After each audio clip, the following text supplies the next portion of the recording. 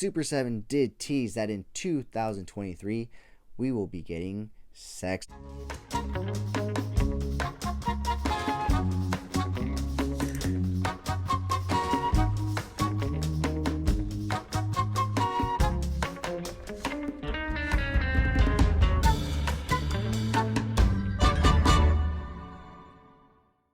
Welcome back to the CoolFigurez channel. I'm your host, Jesse the Bat Madrigal, aka the Buff Collector. The information on the channel is intended for adult collectors and not children.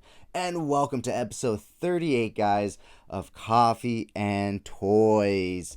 We have so much to discuss this week, guys, because as you guys know, if you guys watched last week's podcast, I filmed on Thursday because I went to Star Wars Celebration. So, I missed quite a lot since they announced quite a lot at Star Wars Celebration.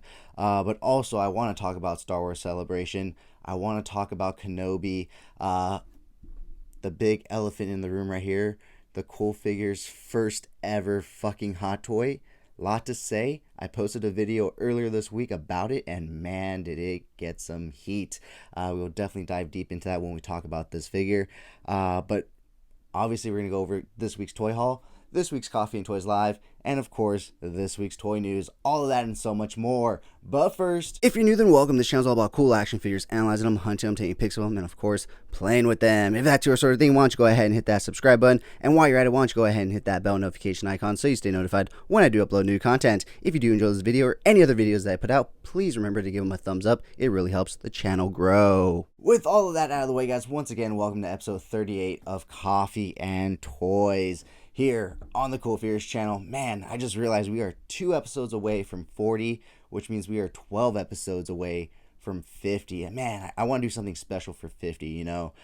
Maybe I'll do a giveaway. I'll think about doing a giveaway. If you want a giveaway for Coffee and Toys episode 50, type the word giveaway, basic, and it gives me exactly what I need to know.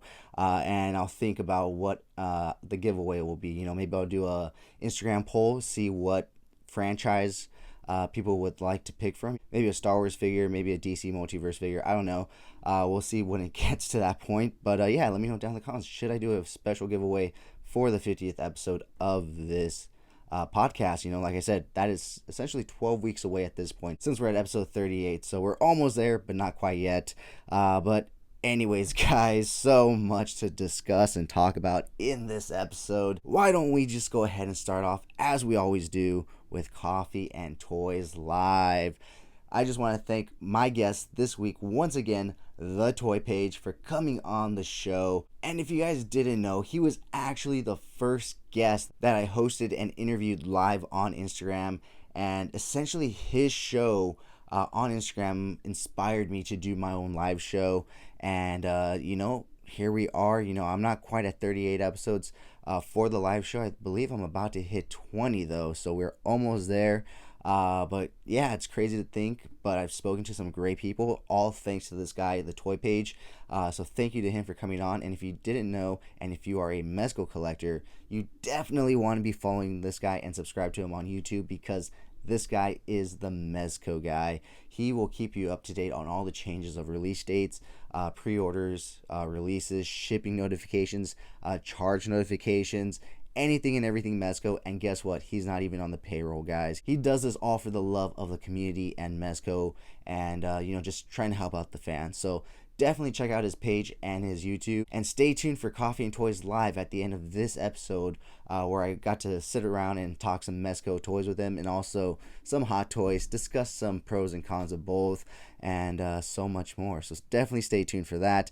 Next week, I will be speaking to Parts May Vary, an amazing toy photographer from the UK. So I believe I will be speaking to him around 2 or 3 o'clock in the afternoon, because, like I said, he's a toy photographer from the UK. So I think there's something like 10 or 12 hours difference in between our time zones, especially with me being not only in the US, but in the West Coast of the US.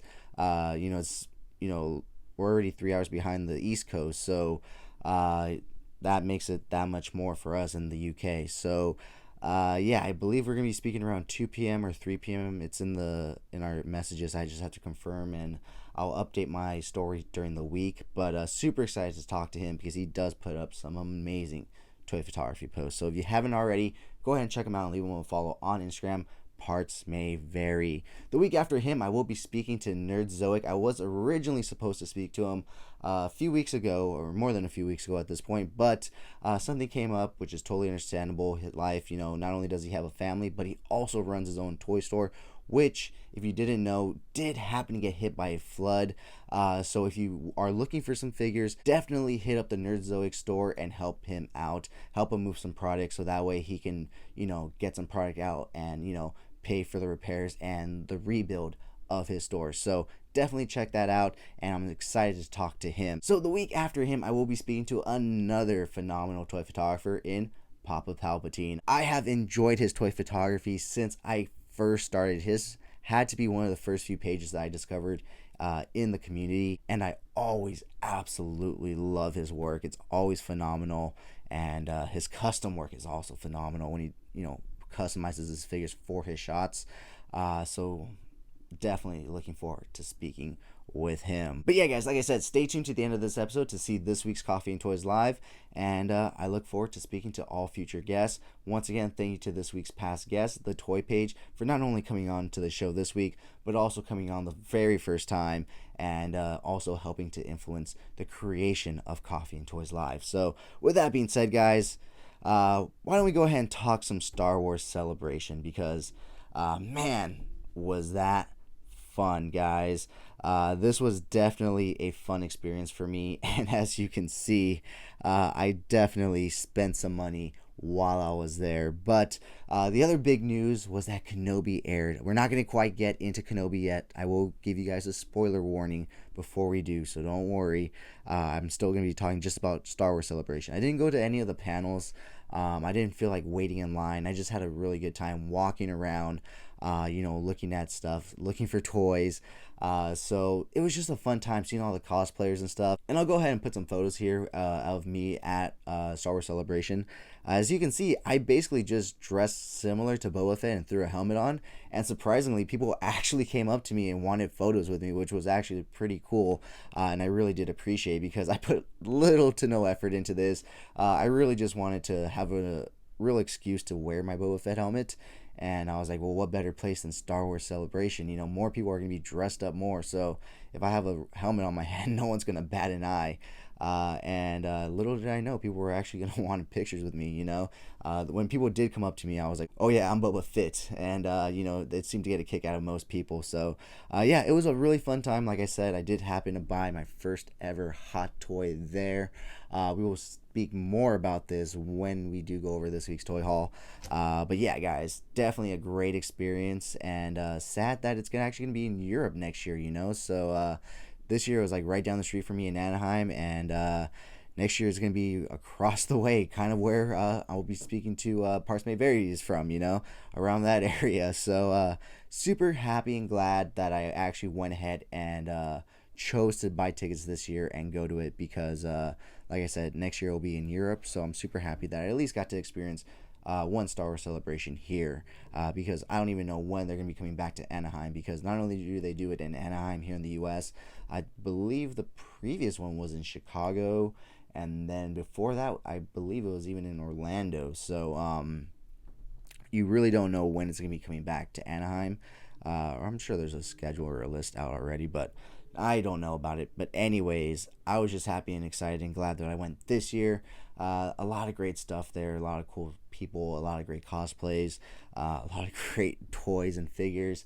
I actually got to meet Robo from the Foosh over at the Dorkside booth, and I'm in talks with him to be coming on to the show for Coffee and Toys Live. So I'm super excited about that. I'm sure all of you that are watching this have seen the Foosh. I'm sure yesterday you guys were watching the weekly, like me, So I do film this on Friday, the same day as him, so it's not like I'm copy and pasting what he does and says, so don't worry. But anyways, he was also a big influence on the podcast, in terms of like the toy news aspect of it, at least, I just chose to go. He does more of like anything that's 6-inch scale. Me, I'm like, well, that's a lot of shit, and I'm a lazy, busy person, so I'm gonna just talk about the figures that I care about, and I'll go in as depth as I want or as little depth as I want in those figures, and I'll really leave it up to me on a weekly basis.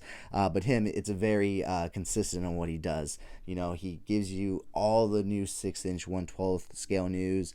He spends about anywhere from a minute to 5, depending on how well his knowledge is. I don't even know why I'm explaining his videos to you guys. You guys know.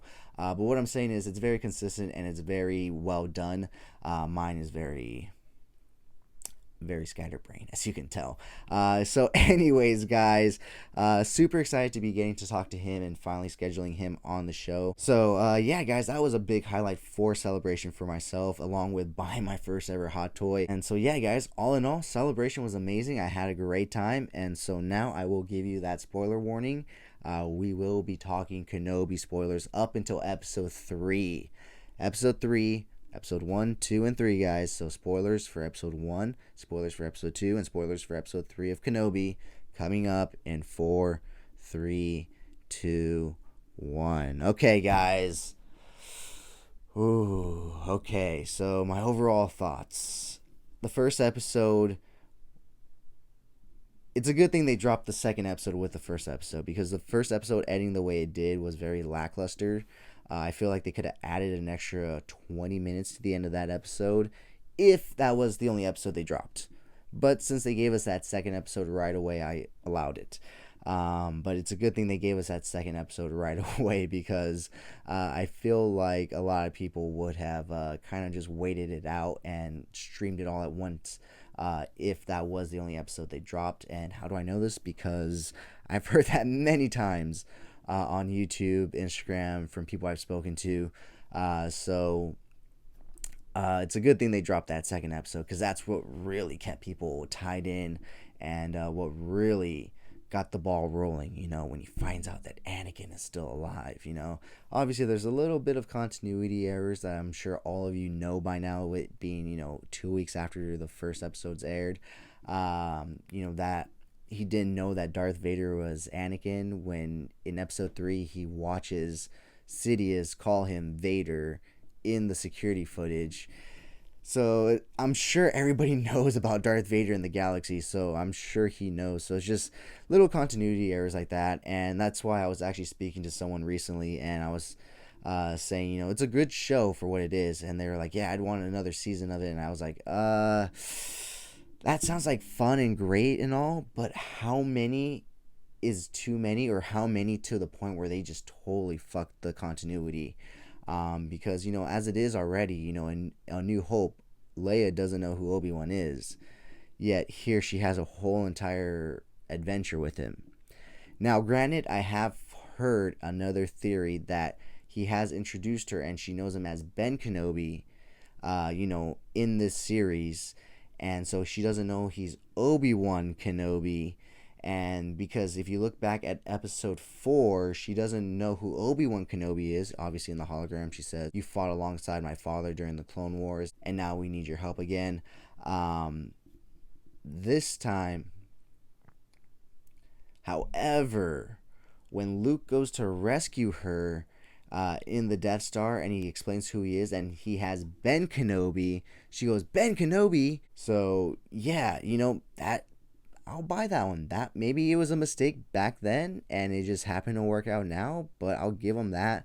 I won't give him the Vader one though, because he did specifically see Palpatine call him Vader in the security footage, and so I'm like, okay,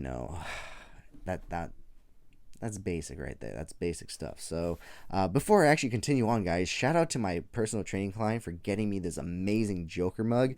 I mean, not only is it Batman related, not only is it badass, but it's fucking huge. And as you guys can tell by the name of this show, I drink a lot of coffee and I love coffee. So the fact that she got me this giant one, she knows me so well. So thank you, and shout out to my personal training client for getting me this mug from actually Frankenstein. She came up when she handed it to me, and she's like, do you happen to know what Frankenstein's is? And I was like, and I kind of got a little bit teary-eyed because I thought about all the money I had spent and lost there.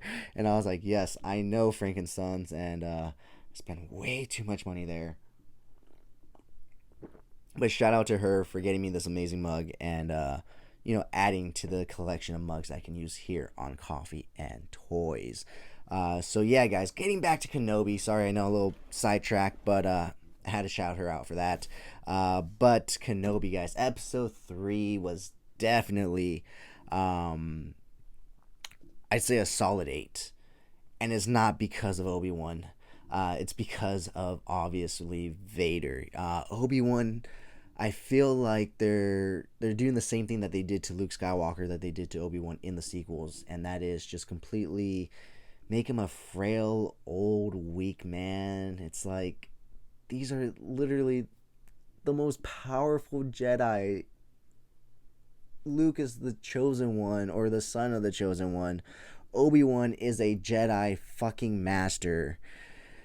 And they portray him as if they were fucking younglings when everything went down and they never learned anything yet. These are supposed to be the strongest Jedi in the universe. However, So that's my gripe with Obi-Wan. However, I was not expecting what they did with Vader on Disney Plus. Not that I'm mad. I'm super happy that they did, because much like in Rogue One, it saves the franchise in all aspects, because I never thought I'd ever see on Disney Plus Darth Vader walking down a street, force choking, force snapping the neck of people, and literally just annihilating and being such a savage under the Disney banner, especially in the last few years, how Disney has marketed Star Wars as family friendly. I'm sure a few families were watching, and I'm sure a few parents weren't happy, but you know what I say to them? Yeah. So that was a great scene. I did not expect to see Darth Vader in such a savage and epic mode, and the brutality was just amazing. And going back to Obi-Wan, how he ran away the first time he saw Vader, and it's like, I understand Vader is Vader and he's the most feared person in the galaxy, but you're the person who fucking trained him, and you're a master. I don't care how long he's been in isolation. He's a fucking Jedi master. I feel like he shouldn't have ran. I'm so happy that Vader forced that fight to go down in episode 3. I've heard a lot of people go, oh, in episode 3, that was such a climax, like, save it for the... No, don't fucking say that for the last episode. No. There can be multiple battles, people. There doesn't have to be one fucking battle that climaxes in episode 3.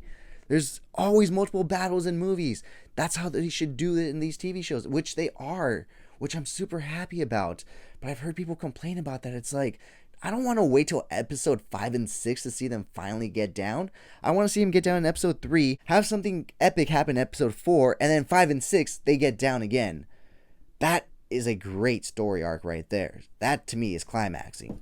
But to some people, But anyways, I digress.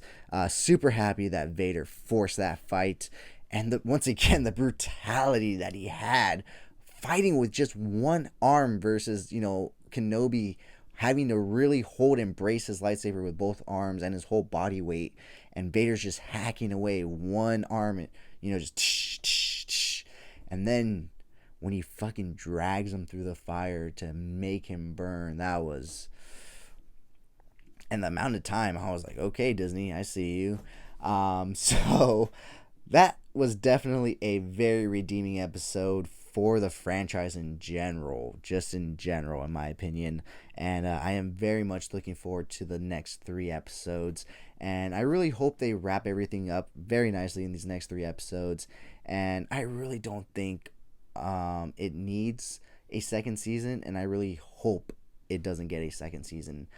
Because as great as it is, it can only go down, unfortunately, as we've learned for the Star Wars franchise. Except for Mando. Mando is the exception, I'll give you that. But, well, I guess Mando's really the only Star Wars show that has multiple seasons.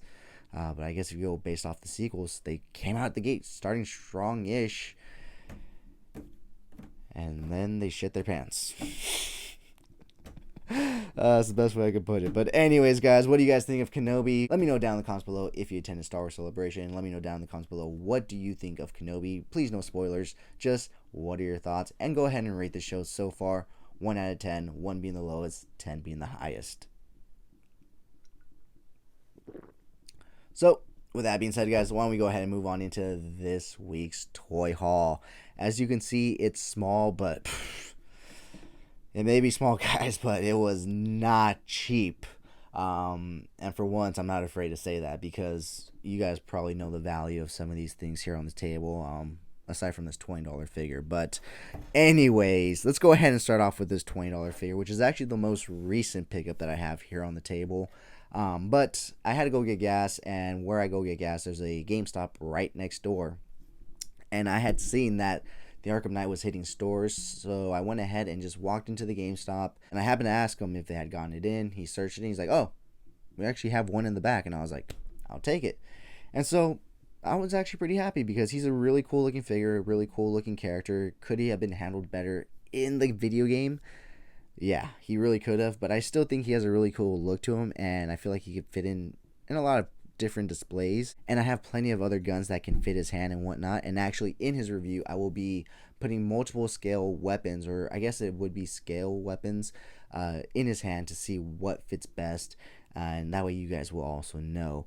But yeah, he does come with 2 smoke grenades, and I guess he does technically come with a gun. It's a grapnel gun or a grapnel launcher if you don't want to attach the gun name and say that. You know, I guess that's probably how McFarlane got around it. But there is one major issue with this figure, and that is his ankles are jelly. Look at this. Like, it is just horrible.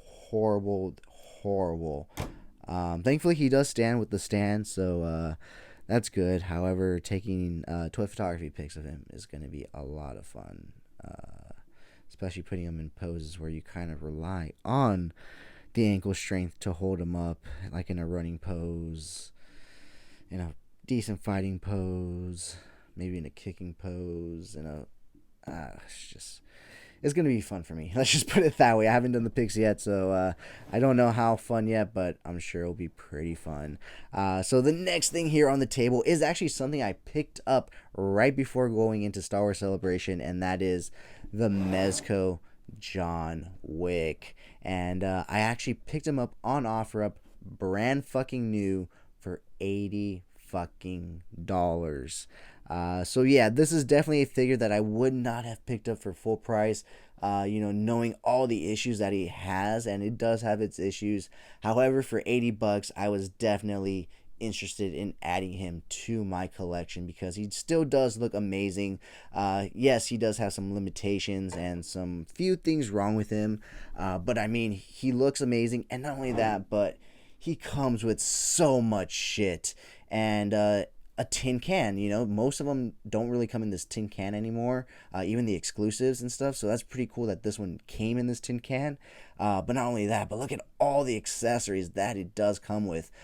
So I think the accessories alone were worth $80, let alone the figure and everything else you got with it, because the Double Trouble pack was, I think, 40 or 45 with shipping and tax. And so an extra 40, you get a figure and a dog and a container and stuff. So I think that's a pretty good deal for $80. And I am a big John Wick fan. I was actually supposed to see the preview for John Wick Chapter 4 2 weeks ago.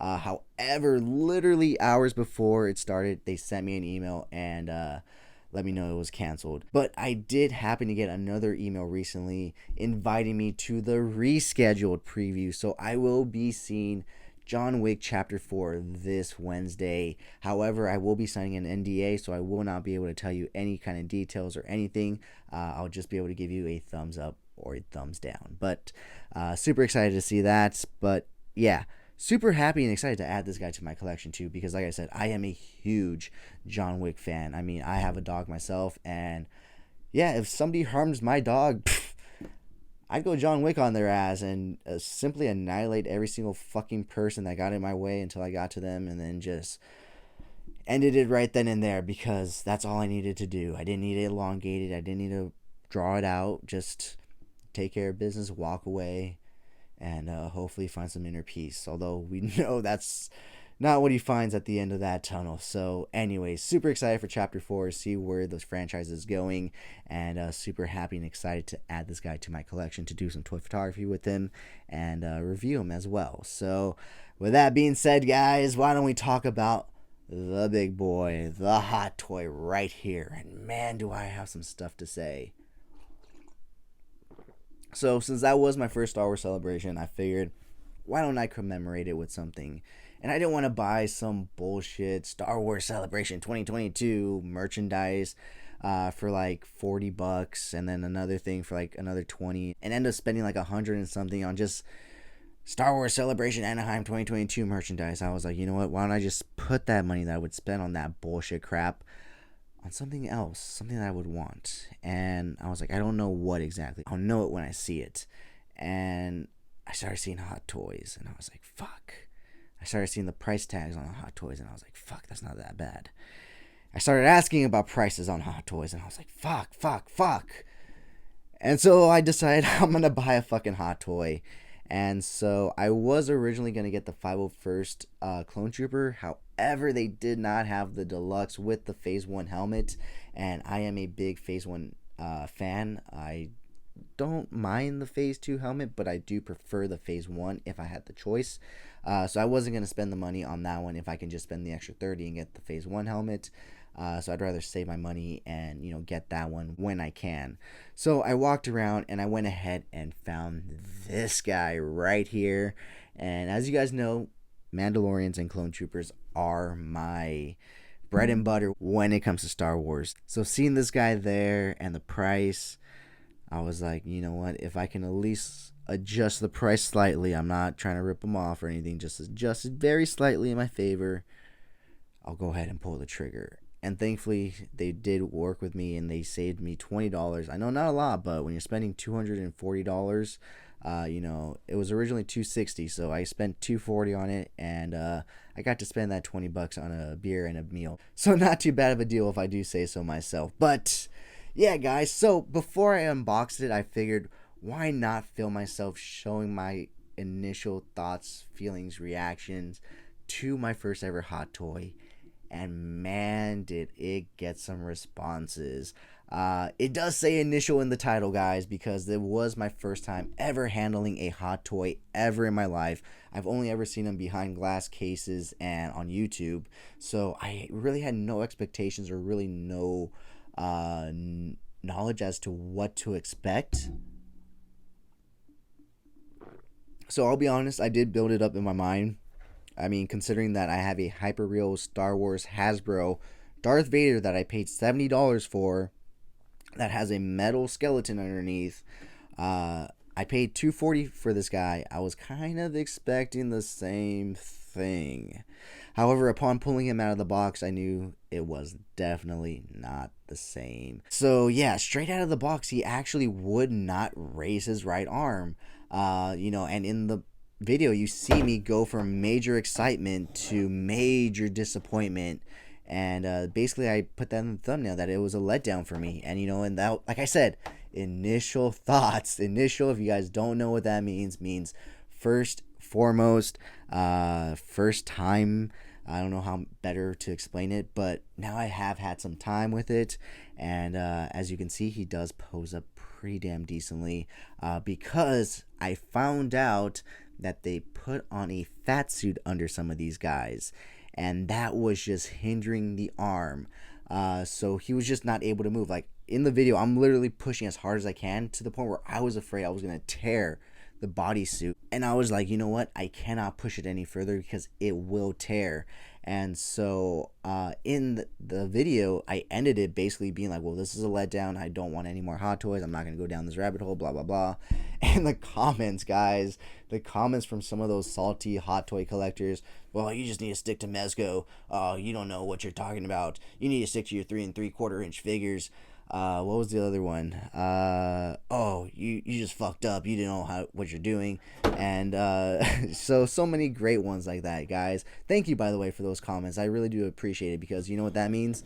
It means engagement for my videos. You know, there's an old saying that goes, you know, you shouldn't worry if people are talking shit about you because at least they're thinking about you. You should worry about when they're not talking shit about you because that means you're no longer relevant. So, yeah, guys, thank you so much for that engagement. I really do appreciate it. I'll get back to all your guys' comments. Do not worry. And not in a dickish way. You know, I will answer all the questions in a very professional way because I do have answers for them. Like I said, it was my initial thoughts and feelings. I have since changed them. I do absolutely love it. However, my expectations were still not met. You know, the plastics on them, it feels a little light and cheap. So I'm just like, you know, like I said, for my build up in my mind, I was expecting some maybe denser plastic in the armor pieces and maybe a little bit of die cast, maybe some weight to this figure. But you know, it is what it is. They still give you some nice pleather boots, pleather holsters and belts and stuff like that, and some really good effects and everything. So yeah, guys, I mean, all in all, I just feel like I shouldn't have to mod a $240 figure. I feel like Hot Toys should know that that fat suit just isn't doing what they needed to do because his arm won't move. But yeah, I mean, like I said, since I removed the fat suit and I have since realized that I could probably just cut it at the joints and free his arm and still maintain that fat suit look underneath. Yeah, he's honestly one of the best pieces in my collection. And a lot of the comments that I've gotten on that video is, will I be buying any more Hot Toys? Well, drum roll.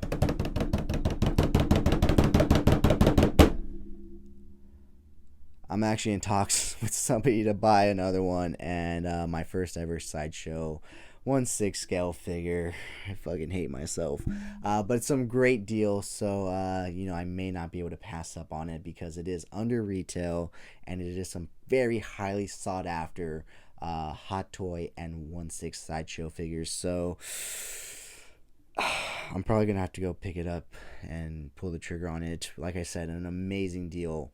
Essentially, I paid more for one figure right here than I would have for this deal that I'm going to be making with this person for two amazing figures that are essentially very highly priced third-party market items. So, yeah, I fucking hate myself, but I'm going to do it. And, yeah, I guess I am diving into that rabbit hole just a little bit. I absolutely hate that I was able to fix him because up until that point I was gonna resell him and be done with Hot Toys, save my wallet the hassle, the bleeding, but since then he just looks so damn fucking amazing, and he definitely needs a companion. And so tune in next week to see what two Hot Toys, or what Hot Toy and what Sideshow 1/6 figure it is that I went ahead and picked up this weekend. Oh man, I fucking hate myself, but it is what it is, guys. So anyways, that wraps up this week's toy haul. And like I said, come back next week to see next week's, to see the other two figures that I do pick up in 1/6 scale. So with that being said, guys, why don't we go ahead and talk some toy news? But before we get into news, guys, I'd like to thank our sponsor, VRare Store. Check them out for your Funko Pop, anime, and Pokemon card needs. And of course, use code CoolFigurez at checkout for 10% off your order. VRare Store, check them out, guys. So with that being said, let's go ahead and start off with some NECA news, because damn, did they have some news to talk about. First off, their San Diego Comic-Con exclusives went up today. So most likely, if you're watching this, they're probably already sold out by now. So I'm sorry, but they did go up for sale on Friday, 6/3, for a while. I don't know if they're open pre-orders or if they are limited stock pre-orders.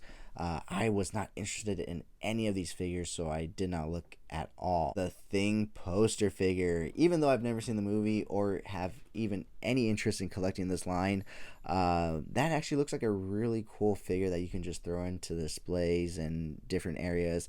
However, for the $50 price point, it is a pass for me. So, yeah, why don't we go ahead and move on into the next one. They did show off and tease the next figure in their Teenage Mutant Ninja Turtle crossover line with Universal Monsters as Splinter as Van Helsing. So, yeah, I mean, It's an interesting take on Splinter. I don't have any of the Splinters from any of the lines in terms of like the 90s movie line, the 80s cartoon. I'm just not a big Splinter fan. Like, he's cool and all in the shows and the movies. I'm watching him in the comics. But he's not necessarily a figure that I need. So I'm probably going to be passing on him. But that does leave us to wonder, is Shredder going to be a Wolfman? Since Van Helsing technically, kind of hunts them. So we'll have to wait and see. But they did also show off and announce that they are finally giving us the red Batarang from Batman Beyond. I don't know where the fuck they got this blue one from, but yeah, we're finally getting the red one. So look out for that hitting stores very, very soon, because I know I will be looking for that one, because I have been passing on that blue one left and right, knowing they were going to give us the correct colored one, and they finally are going to. So super excited about that. Next up, they did tease their brand new Ultimate Boar Predator. So yeah, this was one of the final teases for Monster Mayhem, and yeah, it looks pretty good, but it does kind of look similar to, just the Ultimate Predator 2 City Predator, but I'm not a big fan, so that could be, the reason why I just think it looks the same, while fans will be able to pick it apart and know what's the difference. But anyways, guys, moving on, they did also announce their 40th anniversary Ultimate Soft Goods Creep figure. So it has been officially 40 years since the Creep show has aired. I believe it was on HBO and back in the day and stuff. So crazy to think, but yeah, 40 years. So yeah, guys, that basically wraps it up for NECA news. So why don't we go ahead and talk some Star Wars news. But first, thank you so much to the other sponsors of this channel. Old School Labs, check them out over on Amazon at Old School Labs, and use code JesseM12 for 12% off your orders. And also, thank you so much to Legend Footwear for helping sponsor this video. Check them out at legendfootwear.com and use code JesseM_LGND for 10% off your order. So yeah, guys, lots of Star Wars news to talk about. I mean, it was Star Wars Celebration just last weekend, so it makes sense that they have a lot to say. And not only that, but Kenobi aired, so it's a new show, new characters, new toys, a whole celebration. So let's get on into it. Starting off with the brand new Kenobi figures. They did show off the brand new third sister, Reva. They did also show off the fourth sister, as well as the fifth brother, the Grand Inquisitor, as well as Ben Kenobi in the Tibion Station outfit, I guess.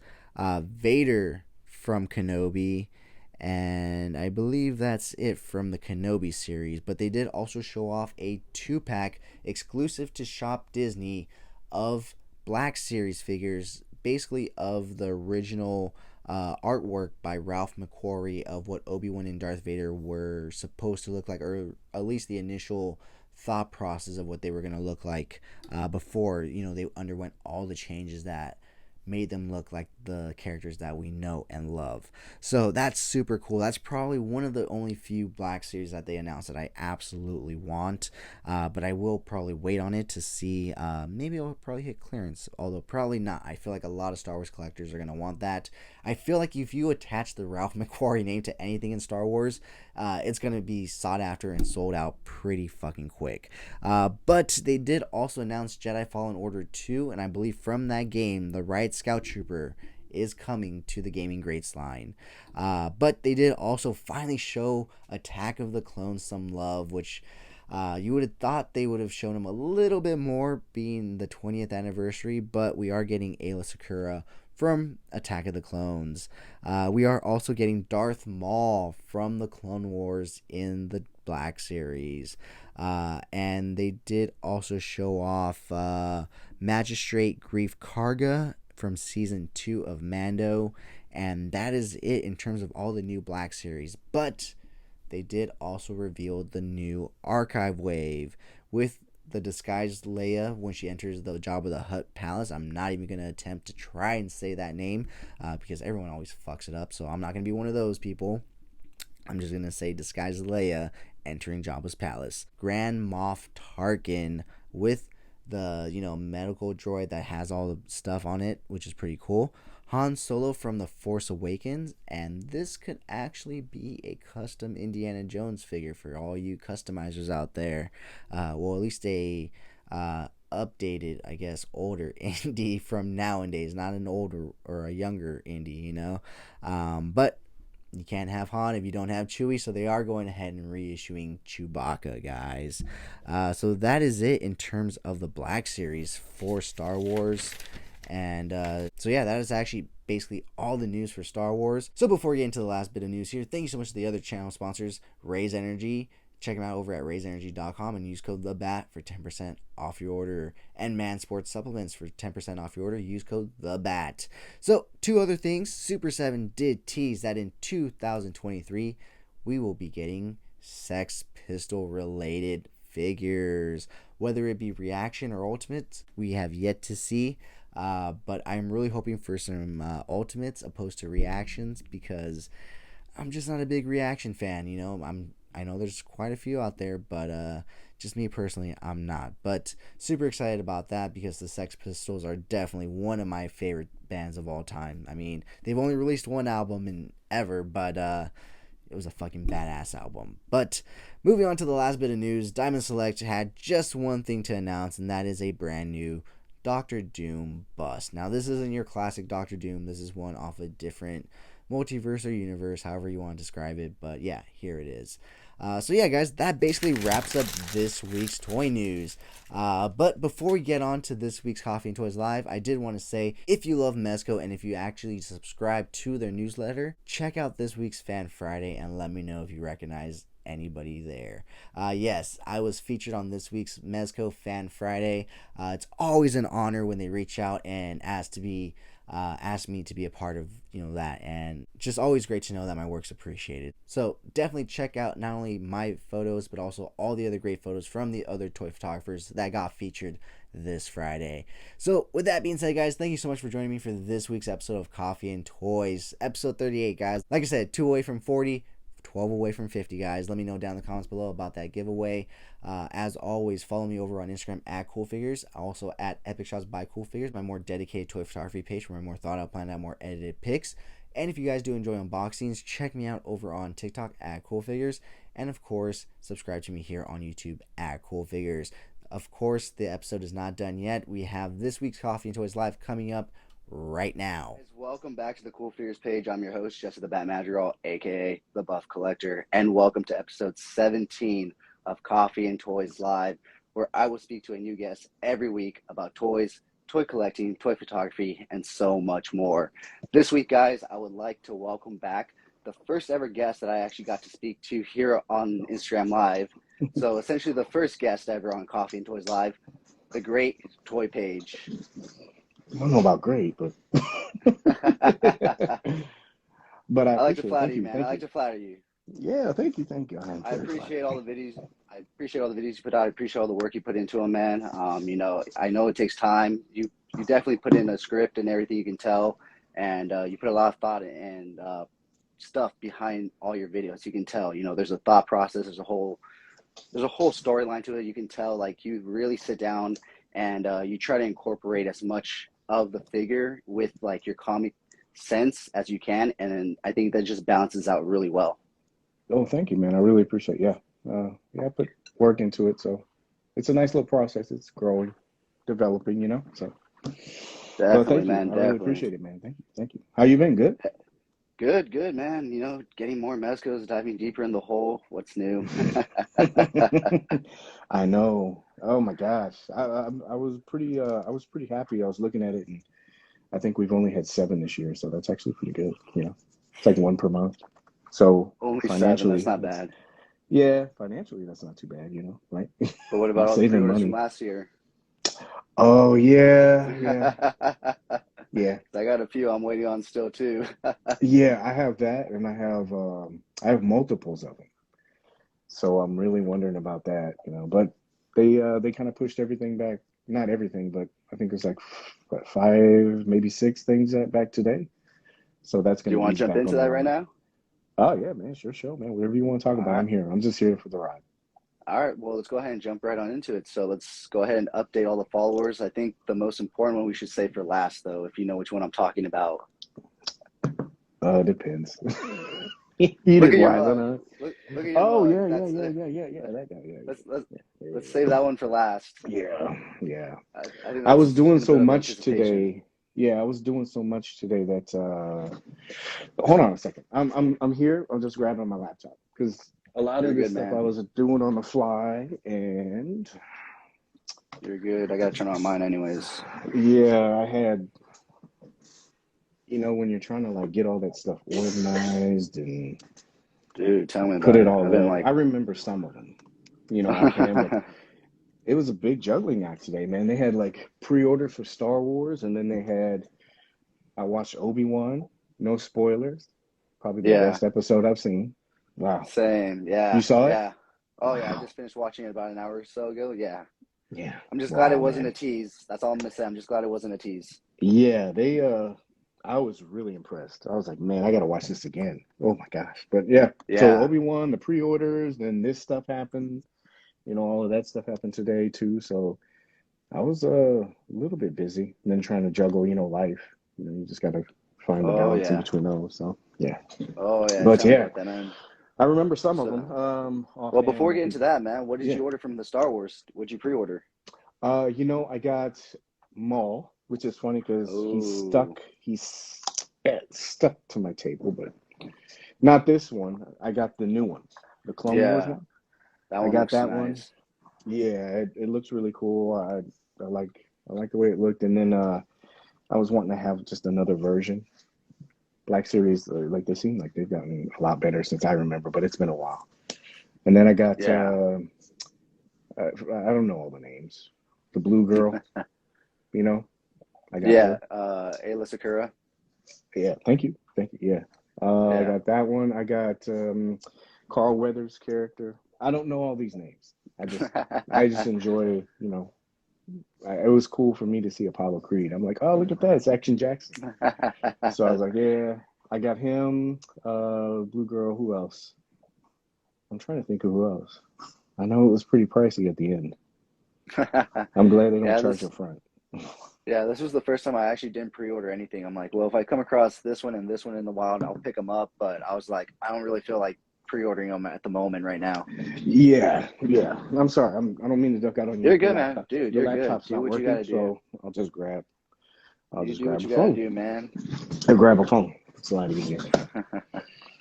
Yeah. So I'm trying to think of the other ones that they had that went up for pre-order from Hasbro. Which ones did you get? I actually passed on all of them. That's what I'm saying. Like I just if I find them in the wild at Target or Walmart randomly, then I'll pick them up. But Hmm. I just didn't feel like putting another hold charge on my credit card at the moment, if you get what I mean. No, I completely understand. Completely understand. I was sitting there looking at this stuff. I was like, most of it's coming out next year, so it's not like really big. Oh, the third sister.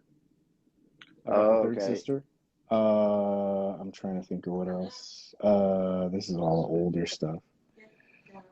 But yeah, I got the third sister, the blue lady. You already mentioned her. Oh God, I just looked up my order and you look at the price tag and it's like, geez, man, what the hell? Yeah, Uh, that's one of the reasons I've been cutting back on Black Series myself personally. I'm just like, those prices just for a single figure and so little in terms of like accessories and stuff. yeah, they like it was. I was looking at some of the stuff, but I'm always thankful that you can see that there's like development. Like the face sculpts got better, some of the other Oh stuff with yeah. the details and everything. Because I remember when I first started, they even reissued some of the other ones like Poe Dameron, uh, Chirrut and Maz, and like they had the other ones and the girl from Rogue One. Yeah, Jen, right? Yeah, Jen. It Jen, was something like that. Yeah, but they redid Jen all the. Urso. Yeah, they redid all of those. Oh, the Grand Inquisitor, Darth Maul, the other Inquisitor, Okay, Grieve that's was like it Grieve five. Karga, and then What is Princess that? Leia Seven, Organa. 8. Yeah, third sister. I already said that one, and then the fifth brother. So yeah, So you're at about like 9 or 10 figures right there, right? I think so.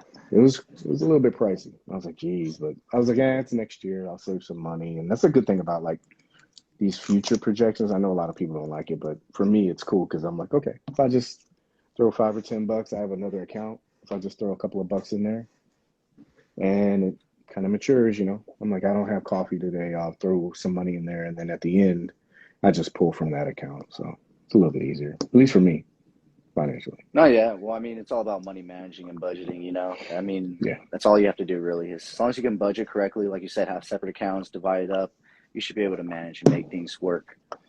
Yeah, yeah. For most people, I know sometimes because like I know the economy is just Oh, it's yeah. struggling right now. Yeah, and Oh, so yeah. yeah, my One of the girlfriend and I we reasons were I'm watching. kicking back too. Oh, from figures.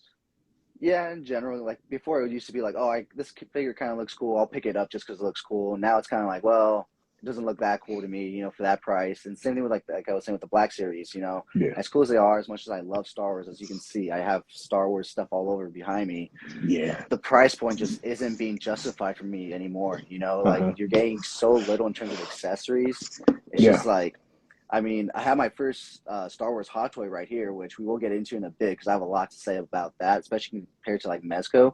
hmm, But yeah, it's just like almost like a quarter of the price of a hot toy at this point, like almost $30 for a single figure. It's like yeah, it's pretty intense for just a Black Series with one or two accessories.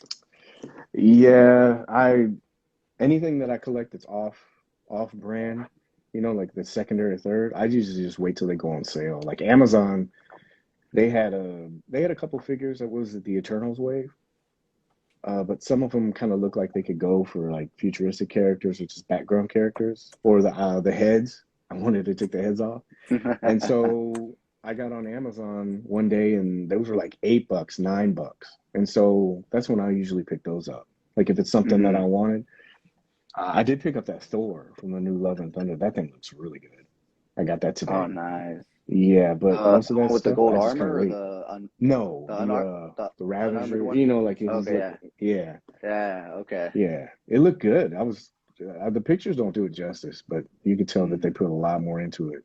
But most of those things, I just kind of wait until they go on sale. It's like it's getting expensive, man. I said this months ago, almost a year ago. I think I said like people are gonna have to start choosing what lines, or cherry picking, you know. And that's what I'm getting at. I'm cherry picking when it comes to like the lower lines because when it comes to Mezco and they start putting out stuff like this, there's no way I can pass up on the Batman figures from Mezco or any Yeah, kind of man. great Mezco figure. I'd rather pass up on a few Star Wars figures and DC multiverse figures here and there, and Yeah, definitely pick up Mezco in my opinion. yeah. It's I was on today, and a lot of people, it's the internet, so you get different waves of kind of things, but it was just kind of funny, man. Like, it's not funny. I understand, like, there's a lot of frustration with it because it's a release date and stuff, but my mind just starts going to work on that kind of stuff. And, like, I'll read stuff and I go, try to put yourself in their shoes. And, you know, Hmm. like me, I'm not mad about it. I don't, to me, it's not a big deal for me because, like you just pointed out, there's a Batman and there's 20 plus Batman. So, am I really hurting if I don't have Keaton Batman? Yeah, well, I mean, I'm Some looking people. forward to it. Well, yeah, it's like the end all be all, but like I'm looking forward to it. But besides probably not turning its neck, what is that Batman going to do that the other Batmans don't do? Why is there such a hang up on it? I get the time thing. Some Yeah. people, I'm invested in it too. I bought 6 of those things. And so it's like I have money tied into it. I understand, but it's not gonna speed up the The log jam of process. boats. Yeah, there's a log jam of boats out there, man. China Hmm. just opened up. They just opened up their ports like Wow. a couple of days ago. Yeah, for import export. So I don't know. It's a toy, man. I mean, God, what can I not do with the other Batman that I can do with this one? I Exactly, don't know. man. It's not that Oh, big of a yeah. deal. Well, I guess we're kind of touching upon it now, so let's go ahead and jump on into those release Mm. dates. Oh yeah, yeah, yeah. So I remember one was Alien. One was I think it was the concept Alien, and the other one was the regular Alien. Hmm. I know. I know Constantine. I was surprised Ghost Rider wasn't pushed back. Really? Yeah. Oh yeah, that was another thing. The Johnny Depp thing, the Amber Heard thing. I was locked into that for a little bit. So I was like everywhere today, man. I was like, oh man, it's gossip for the soul, right? You're just watching all that stuff. Oh yeah. Yeah. I mean, I was like, it was a circus. It was a circus, let's be honest. Like everything that happened in that court case, I mean, as oh real yeah. and as important as it was, like a lot of that stuff was you wouldn't see happen anywhere else. Yeah, it was crazy. I was like, ah, You had attorneys objecting to their own questions, like, come on. yeah. Yeah. uh, I don't know if I'd be comfortable with my private life. They were going pretty deep into some of that stuff. I was like, geez, but anyway. So Alien. yeah. Alien was one, Constantine was one, the other Alien Morbius, Morbius, Mr. Freeze, Roadblock, the the Crew Builder knowledge of the set. screws, yeah. Yeah. And the Red Pyramid thing, and of course He Who Should Not Be Batman Named. Yeah. 89. Yeah. I'll say it, I'll Yeah. say it. Yeah. So let's go down the list. Batman 89 is now projected for September to November of this year. Yeah. Concept Alien is now projected for August to October of this year. hmm Constantine, October to December of this year. Yeah. Alien, August to October of this Yeah. year. Morbius, September to November of this year. Mr. Freeze, which I'm eagerly anticipating. I don't have any money tied in. I'm just, as soon as it hits the Yeah. market, I'm going to buy it because I missed out on those pre-orders. But Oh, you did?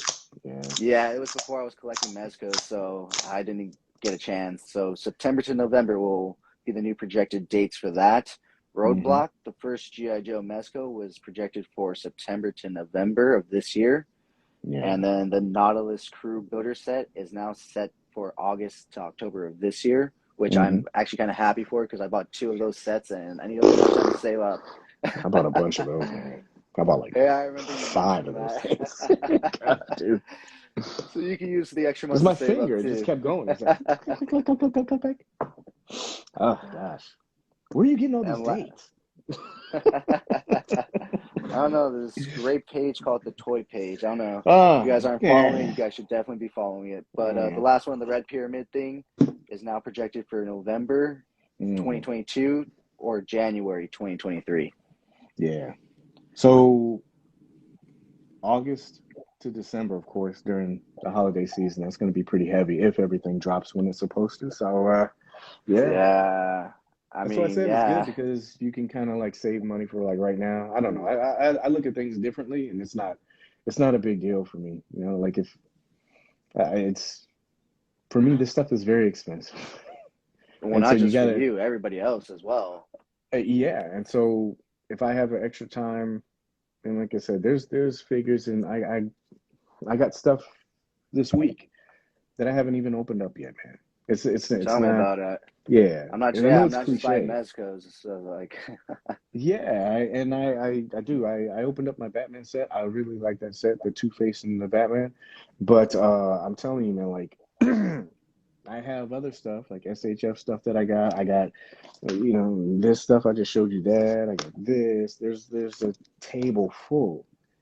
And so I can't sit here and go, you know what, this is bullshit. There's one figure that I want and I can't have it, so that's going to ruin my whole experience. It's like, okay, yeah, it'll come later, maybe it'll come at a dry time and stuff like that. But another thing that I was thinking about, it's funny, like a lot of this gets brought up, but it always happens every single time, especially with like delayed ones. What was the one like Conan? Conan was a big one. Everybody was, mm-hmm. oh, it's being delayed, it's being delayed. It finally comes out, and for the most part, it seems like it was a very popular release, right? Yeah, it seems Where is like it now? everybody really liked it. Where is it now? Everybody Nobody's complained about shooting the it. thing. Yeah, well, no. I mean, you'll see it occasionally. Like, there's a couple guys that like shoot it pretty regularly, but like for something that everybody was waiting for 2 years, it's not clogging up the feed like you would think it would. You would think that everybody would be shooting that thing, and it's like Yeah. no, it's just mainly flavors of the month. I think that MDX Blade was like that. I remember I got the guy who got the prototype that got shipped out, Mm-hmm. and I made a trade with him. And so, because I heard there was only 2 of them, So I get this figure. I'm like, oh, this is really cool. I like it. And then a couple of months later, they announced that they were going to release it to the public. And everybody's like, oh, yes, yes, yes. We wanted this. It was only two. And originally they weren't going to do it. And then they put it Hmm. out and people messed around with it for like 2 weeks and it was done. And so this will be the same thing. This 89 Batman will come out. It'll get panned or it'll be the greatest thing ever for like a couple of weeks. And then everybody will forget about it and, complain about something else. It's weird, man. I don't think people should let this stuff get to them as much as they do. I think it's unfortunately just the sign of the times. We're all used to instant gratification, and when we don't get things instantly, it's kind of just like, well, why haven't we gotten it instantly? And then we get stuff so instantly, so quickly that, like you said, flavor of the month. It's just fun and exciting, and then it's not. Yeah, I think that's definitely the case, man.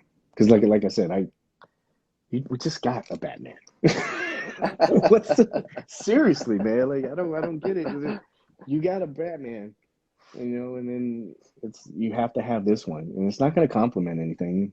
I'm not shooting anybody down. Like I said, I know there's other things like people put money into it.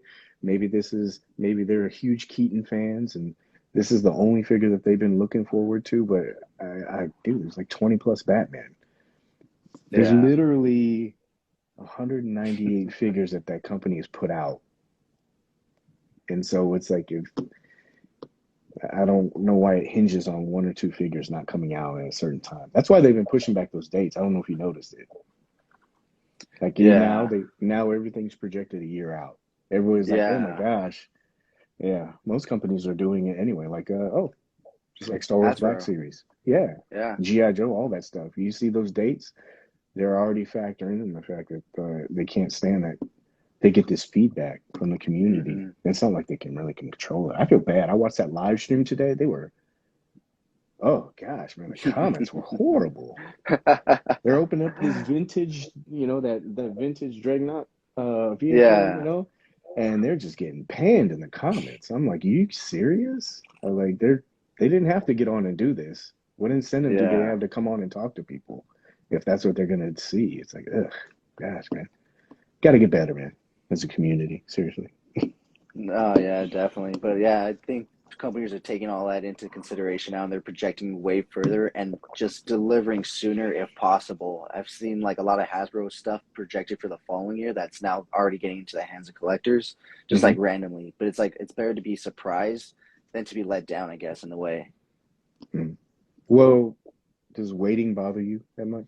Does it depend on like a release, or is it just something that you kind of like? Because you've collected Mezco, so this is kind of like it's not anything new. I I get mean, it. I'm cool with waiting as long as I can save more, man. Like I said, I got two of those Nautilus sets. That's already three bills. I have Hmm. the Justice League 3 pack on pre-order. That's another, what was it, like 350 or something for that one. Yes, And yeah, it's then pricey, man. the Superman, the new comic one that they announced last year for this year, that Yeah, one was like almost $200. So it's like I'm fine with waiting. Like I can wait. I got other stuff I have to pay. I have other things that are toy related or anything that have to be paid and stuff. So it's like life. if I exactly. So it's like if I could just put away a little cash here and there, and then it Hmm. comes every 6 to 12 months, that's fine with me. Yeah, And just knowing that it's coming is good enough for me. And I'd rather be surprised than be like, oh shit, I have to pay 300 now, 150 now, 350 now. It's like, at least I have time to put some cash away. And then when it does come, it's like, okay, I can, like you said, pull from this fund and then I still have my other stuff and you're good. yeah. My girlfriend and I, we watched this segment last night. Um, it was about a trailer park and these people, they have their mobile homes and stuff like that, and they were Hmm. talking about how they raise their rent, the lot rent. You know how you're not paying like a mortgage or regular rent on a condo or apartment. These Hmm. people are paying like an average of $200, and they've upped it between initially from 20 to like 60%. So some of these people are paying $500, $600, and they okey doke this one lady. They said, "Hey, you have this lot. What we'll do is we'll restructure your stuff and we'll put it where you can buy this outright, and all you have to do is rent the lot." And she's like, "Okay, great." So she goes to the bank, gets it financed and everything, and then they change the lease and they say, "Hey, we're not renewing your lease." Oh, Yeah. So she has this mobile home house that she can't just take anywhere. So she gets yeah. evicted. So now she doesn't have any place to stay. She's homeless. And not only did she pay for this mobile home, but they evicted from her and they repossessed it and took it from her. Oh So shit. yeah. So stuff like that, when I see stuff like that, I can't complain About a toy. that my Batman is late. There's people out there, Yeah. and I don't know, maybe this is my perspective, but like there's people out there like food, and I feel lucky that I'm able to have expendable income to be able to purchase stuff that I want and not say this sucks, I can't eat today or I don't have a place to live. So, you want to put something back, totally fine. I mean, I'm cool with that. I mean, there's more important things, man, seriously. Exactly. It's technically first world problems. Exactly. I mean, you think Amber Heard's like complaining about toys? She's got to come out the pocket. A couple $1 million now. Jeez. I'm not trying to laugh at her. I'm sorry. Well, I mean, she stuck her foot in her own mouth. Yeah, man, ooh, it was bad. Yeah, Yeah, but yeah. yeah. But yeah. But yeah, Anyway, so dates have been pushed back. Which just Mhm. means more time for us to save and more time for them to maybe perfect the figure, make it better, and give us a product worth the wait. Yeah. There was a guy who got on today. There's a couple of guys I talked to within the last month. That somehow had some really good insight. There was a guy, he works at the he takes pallets off and he organizes the transportation for them to actually get to where they're supposed to go. Like, you got a crate full of Batman. He's the one that takes it off, organizes the transportation for it to get to Mezco's warehouse. And Mm-hmm. he was just telling me some of the stuff he has to go through just to get that process done. And he was telling me that there's so many variables, and that's just them taking it off the ship to deliver it. That's not including factories or the how it gets here, or even just the cost. He was telling me like the diesel fuel, I guess, has been raised. What was it, like $6 a gallon? So there's Ooh, yeah, and so now that transportation cost is factored in and everything, and they're raising prices everywhere. I'm really surprised that we haven't seen like a higher price hikes. huge, oh yeah, like, how some people, they'll get on and they'll say, oh, this is bull. Why are all these figures getting expensive, and they're cutting back on less. I mean, that's part of it. I don't think a lot of people take that stuff in consideration. I think that they think there's some old guy behind the desk going, you know what, more, and he's smoking a cigar, and more for us, less for them, and It's all that's made of not money it. and everything.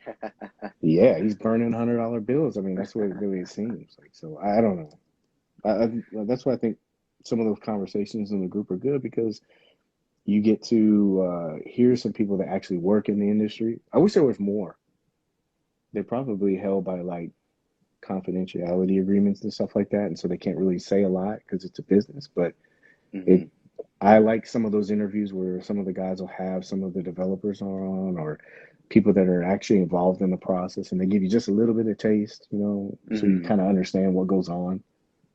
There's a couple guys that lurk in the group that say stuff. I saw a guy, he said he worked for a toy company, and he was talking about the likeness rights for Chris Pratt. They were doing Jurassic Park, and he Hmm. said they couldn't come up with an agreement. And there was a lot of stuff, and so it was hard to get the project off the ground.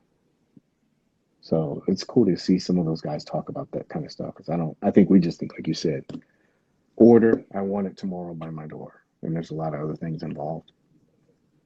Well, I think the biggest issue is that a lot of people that work in the industry aren't really toy collectors themselves. They're just business people.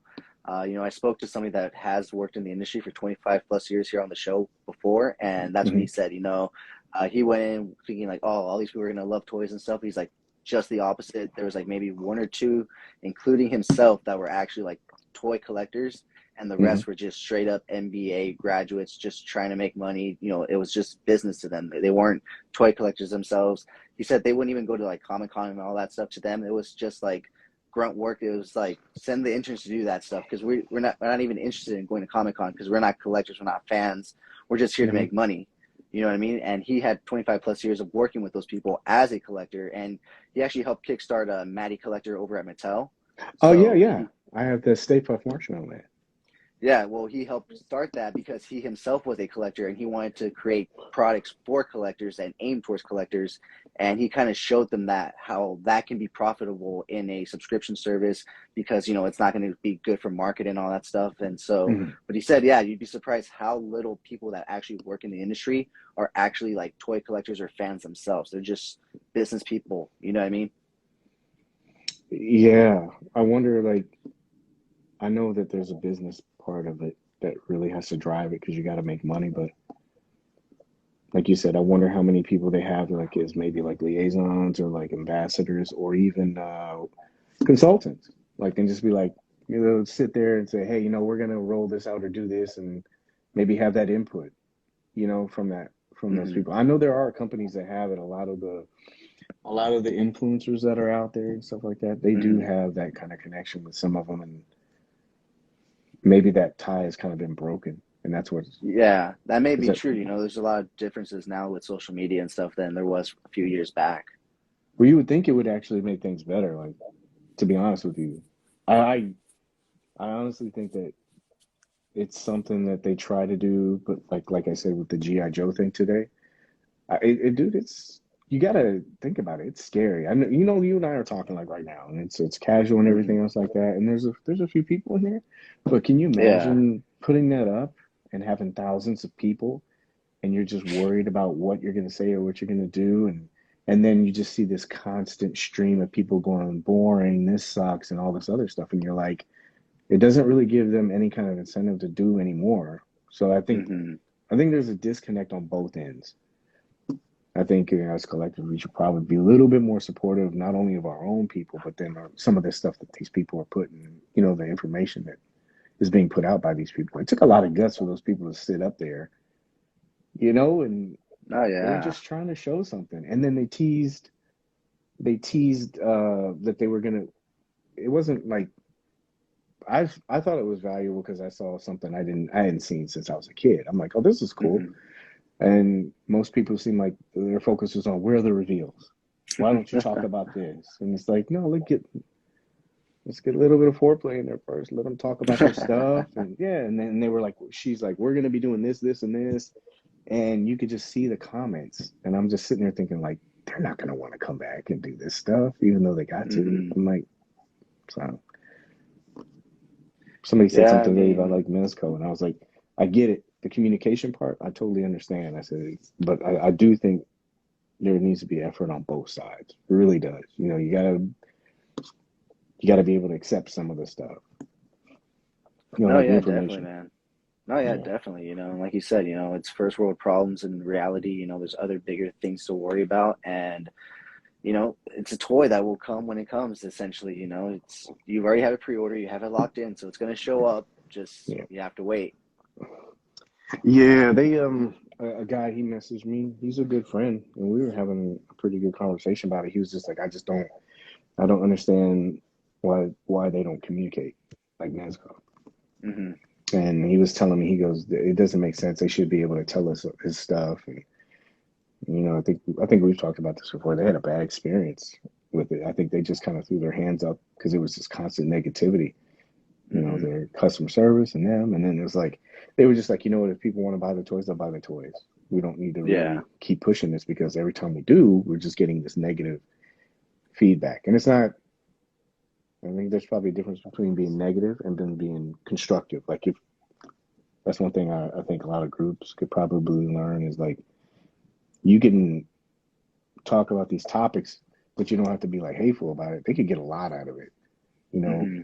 imagine if you had people in that group and they saw that stuff and they're taking notes and they're like, okay, and then actually you saw that stuff implemented, like say you were in the group today and they were like, hey, how come this guy's in there secretly and he's going, okay, and then the next day you get this bulletin that says, hey, this is the reason why these things are doing it. Hmm. I think they have more impact than what I think that they give themselves credit for as far as groups, because it could be 10 times better. You just have to let your guard down a little bit and try to help and make some of it work. But they have to too as well. I'm not putting it all on groups. They gotta they need to make some effort to communicate and, do some of the stuff. I think they try. I just think it gets frustrating. And both sides, you can see both sides are being frustrated. I don't know how much you go into the group, but oof. Are you in that group? Are you in any of the groups? Oh, you are? Yeah. So you Not see really. it. I don't really go into Facebook. I haven't used Facebook in a while. Like, yeah. Good. That's I good. mean, yeah. So I kind of avoid it. Yeah, I kind of avoid all that, So I don't get to see that. Like you said, it's kind of like it kind of takes the fun out of it, if you're just constantly seeing negativity, especially about like a brand that you enjoy and stuff. Like Hmm. me personally, I really enjoy Mezco, and like you said, I'm totally fine with waiting for a better product and to save up for that product because there's life bills, other stuff, and so it's like we've got plenty of figures right now. There's even times where I look at my collection, I'm just like, why haven't I shot this figure? Well, it's because I got 20 other figures right after I got it. You know what I mean? It's like, why not just enjoy what I have already, use what I have, and eventually they will add to my collection. Yeah. You just enjoy what you have now. That's what you're doing. You just whatever you have, you're like, this is what I'll do. Exactly. Yeah. It's Exactly. it's a different it's a difficult thing to like juggle. I totally understand. I'm a collector, so I totally understand what people are saying. Weight, the amount of money, and all these other factors that go into it. I just it's frustrating to kind of like see both sides, because they're boom, boom, and it never seems to connect, right? And so it's Hmm. yeah, and I saw it today. I was like, oof, this is not good. Ooh, it was extra salty today. When is it ever though? I know. I was gonna put on a post. I was gonna say you guys need to watch episode 3 just to escape some of this stuff. You guys are oof. This is just too much. Ooh, but anyway. So should we talk about some newer releases that have been announced that we're gonna have to be waiting years for? Oh yeah, yeah. I don't know. Well, I know like I know some of that stuff are probably going to be coming up soon. So how everybody makes a big deal about them doing their own property. Well, the good thing Hmm. about it is it's a guarantee. If it's there, it's going to come out pretty soon because it usually gets out before the Hmm. license stuff. So I mean, I would assume that there's going to be something for summer. They've kept that tradition, for summer and fall, and so Hmm. I don't think that we'll be waiting too long for figures. I think somebody said Wolverine was on the water, and that should be Oh, coming soon. Yeah, that's oh, that's the nice. yeah, that's the rumor. So Well, hopefully that's true, man, because that'd be a great figure to get soon.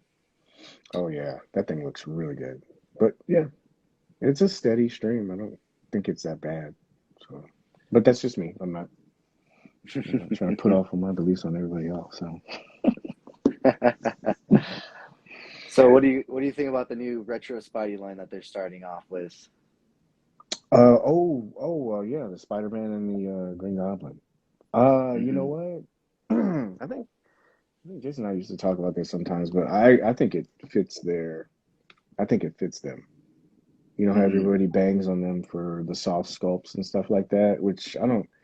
They put a lot of work into some of their other stuff, like you could see with Nosferatu and Popeye and stuff like that. But some of the other stuff, Hmm. yeah, it's kind of, I guess maybe the project money is spent elsewhere, and so that's how maybe they kind of like I don't want to say cut corner, but save money on that. So maybe just they don't put as much into this the sculpt of the faces and stuff. So I think it works for them. Batman and Two Oh yeah, Face. Two Face definitely. is really detailed. I mean, I was like, crap, look at this. It's like, like, Yeah, yeah, I'm right yeah, here. yeah.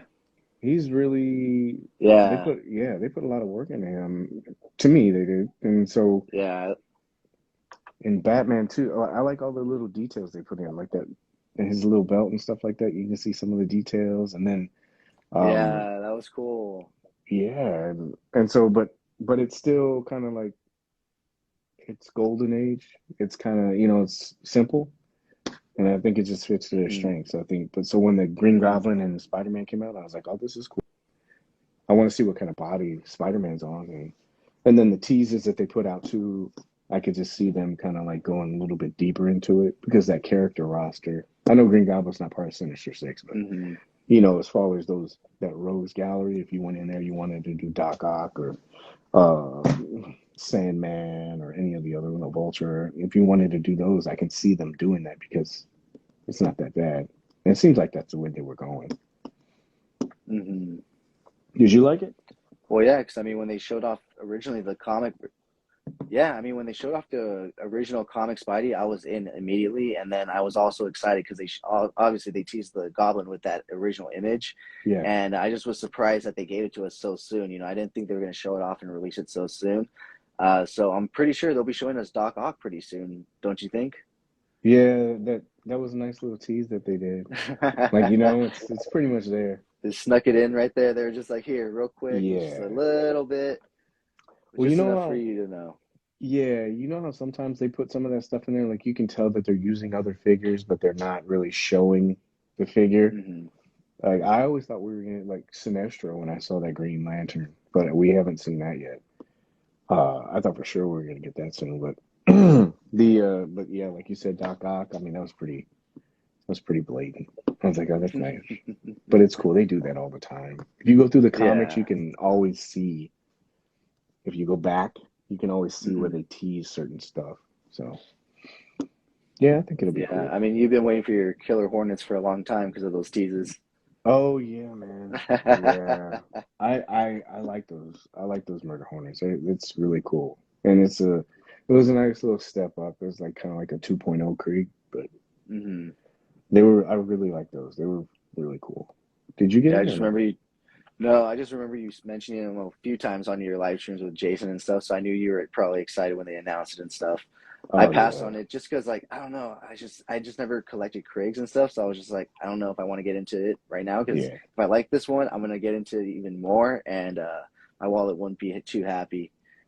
yeah, yeah. What's cool is like that happened, and then they let me work on that project. And so when you have that stuff, you can't say anything, obviously. But it's Hmm. cool because you're like, oh, this is gonna be really cool, and you get to see it and mess around with it before other people, and so it's cool because you don't have all this other stuff getting thrown at you. You know how Hmm. like you get on and some people get their kind of stuff and they post up and they go, oh, I like this, I like this, I like this.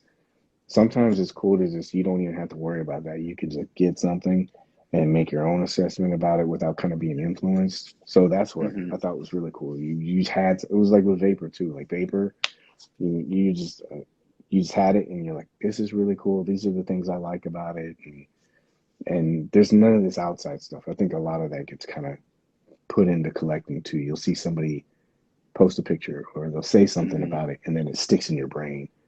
Like Hmm. somebody, yeah, I don't like that color either. It's like, would you really not like that color if somebody didn't say Hmm. something? So, Yeah, somebody didn't put it in your head. yeah, man. Media, Oh yeah. Oh powerful yeah, influence, man. exactly. Oh yeah, definitely, man. I mean, that's why I tend not to like watch toy reviews unless it's like a figure that I'm on the fence about and I don't know if I'm going to pick up. But if I have Hmm. it pre-ordered, I don't really mess around with like toy reviews until I get it in hand and I do my own review. Oh, so you don't watch anything until you have it. Exactly, yeah. Unless it's the amazing, because sometimes I'll get those Mezcos early, and I'm just like, all right, I got to see this. Yeah, you're like, yeah, I got it. Yeah. But he's Yeah. he's good about not. Oh yeah. Yeah, I pared down who I watch a lot, and he's one of them because it doesn't seem like there's. And I understand like most people want to know about certain things, but I like just that kind of like style. It's Hmm. more, it's mainly he just kind of tells you what he enjoys. It's not anything like really beaten into it, but then he shows pictures and he just kind of. It's very simple, but it's effective. And that's what I like about it because I don't have to worry about I can't get Hmm. into the negativity part of it. It's not me being sensitive about it, but it's just like anything. It's like a diet. You keep Hmm. consuming that stuff, and you start, like I said, influence. You start doing that. Regardless if you think you're not I can just see it, and it happens a lot. So like you, I'd rather have just something simple just being shown to me, and then you can make your own decision about stuff. He's really good at that. No, yeah, he's really good. And I think what sells it are those pictures he does. Like at the end, you should see those pictures. It makes the pictures look so badass, and you're just like, pre-order. Yeah, yeah. I've been on the phone with him when he's been shooting. He's very good. He doesn't tell me what he's shooting or anything like that, but you'll have a conversation with him, and you'll just hear. And it's like he's taking pictures. I'm like, you busy? He's like, no, I got it. You know. But then and I'll talk to him later, and he's like, yeah. He goes, when we were talking, I was shooting that and stuff. I'm like, oh wow. So he's a very talented to be able to hold a conversation and shoot what he's doing. So he's like shooting and posing and stuff like that. But yeah, his work's really good. There's a lot of good, talented people out there, man. A lot. No, yeah, definitely, man. And thankfully, I've been able to speak with a lot of them here on this channel. Like Jason. There's Work More or Less. I just spoke to Visual Approach Photo. He's Mhm. another great, photographer. And so, yeah, there's a lot of great photographers on Instagram. Yeah. Who was the one that you like took the most out of? Not like as far as maybe the interview, but that you connected well with and you got a lot. Because Mm, I've seen your stuff too. Like you'll take pictures and stuff like that. You're doing reviews and stuff hmm like that. So obviously having some of those people on, it No, kind of yeah, definitely, it definitely. I rubs mean, off. oh yeah, definitely, and that's one of the reasons why I enjoy talking to them so much here because of that. For that reason, I get to learn and pick things up from them, and Hmm. that's kind of a hard question because I've connected with a bunch of them on certain levels. Like when I first spoke to Jason, he really got me into thinking, like looking at my collection as a toolbox. If that's Hmm. not a tool necessary for anything, then why pick it up? And that became very key now that prices are going up and it's kind of hard to pick up every figure. And it kind of helped me with that mentality going in and buying. It's like, okay, do I see any kind of photography that I can do with this? Because as much as I love seeing the stuff displayed on my shelf, like at the end of the day, I love taking the photos and utilizing them for photography and stuff. So it's like Hmm. if I don't see that, then there's really no use for them, and if it's just gonna sit on my shelf, you know what I mean? So I took Yeah. that from him.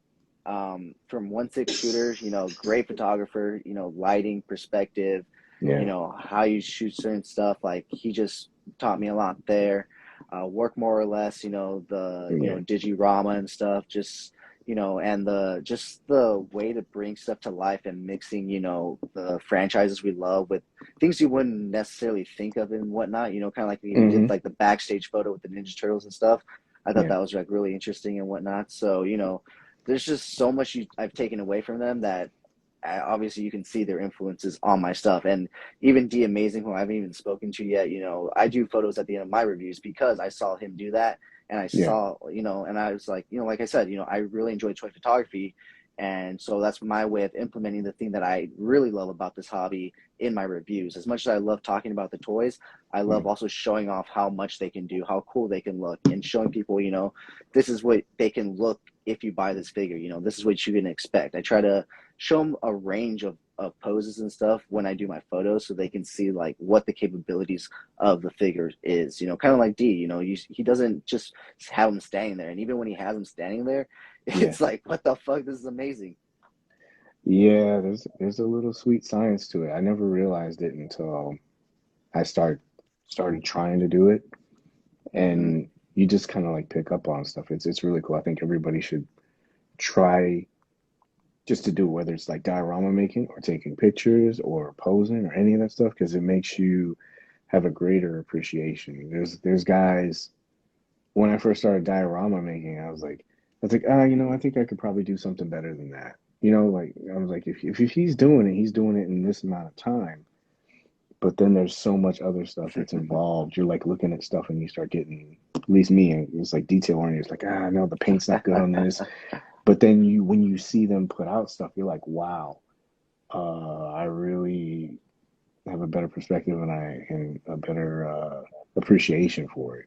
Because gosh, Mm-hmm. man, and those guys are putting out. They're not doing like one or two pictures. They're doing Mm-hmm. like 10 to 15 quality images, and it's very humbling to see that. I'm like, Definitely. geez, bro. Definitely. I just wanted to put you on the spot. I figured you choose one, and then it would put you in a battle with the rest of them. They'd be like, "Did you hear what he said? He said that you're better than it." Have you talked to who would be a really good one? And he's a really nice Hmm. guy. Have you talked to Dwayne? Dwayne Shoots Toys. No, I haven't. I don't think I I even know you've follow seen him. his work. I know you've Let me seen his see. work. I've We'll seen him see. do um, one or two, talks and stuff like that. Hmm. And he seems like he's a very cool guy, and he's always really open with his process. I like What's talking his to name? guys. Dwayne does toys. No, Dwayne Shoots Toys. Oh, I know shoots. you've seen his work. You had to have seen his work. Let's see. Dwayne shoots. Yeah, toys. I think usually you know how you see the one that I always think of is the guy.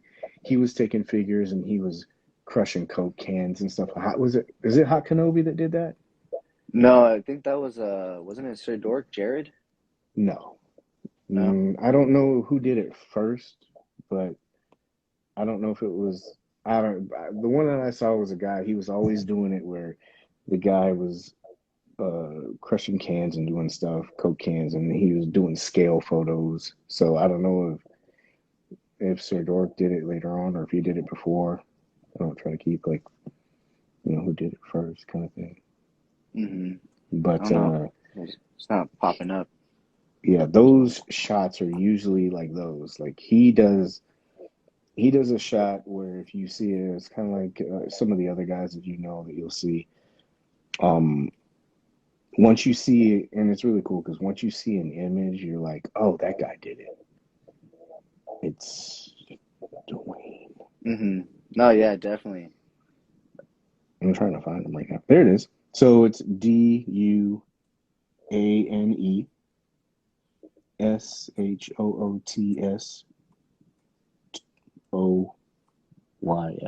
Dwayne Shoots Toys. Oh, If you yep. go to stuff, I I'm I was spelling sure that you've way seen wrong. at least one or two of his shots. Yep, I am following him too. So yeah, I've seen it. Yeah. Yeah, he is. I've seen him. Like I said, I've seen him do a couple of them, and he's a very positive, very cool guy. I've even messaged him a couple times, and you know how like some guys, they're a little bit more top tier. Like I consider Hmm. him kind of top tier just because of, as far as like following wise, and then also Hmm. quality of shots and stuff like that. There's some guys that are like just way above.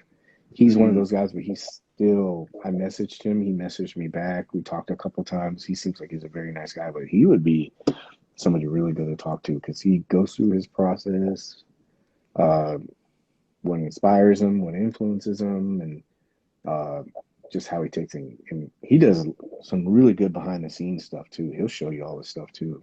I always like when guys No, do that. yeah, I've seen his reels and stuff where he shows you how he makes all the little props and everything. Yeah, man, that guy's talented. I asked him one time. I said, where'd you get the shoes for like Biggie?" He's like, "Oh, I printed them." And then he sent me the video.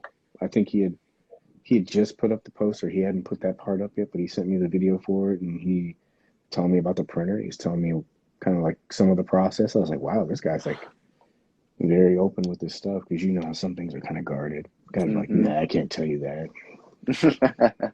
It's a And top secret. yeah, I get it. Like sometimes you don't want people to maybe a lot of artists are afraid that other guys will take their work and you know claim it as their own or something like that. So I get it. But he was very open.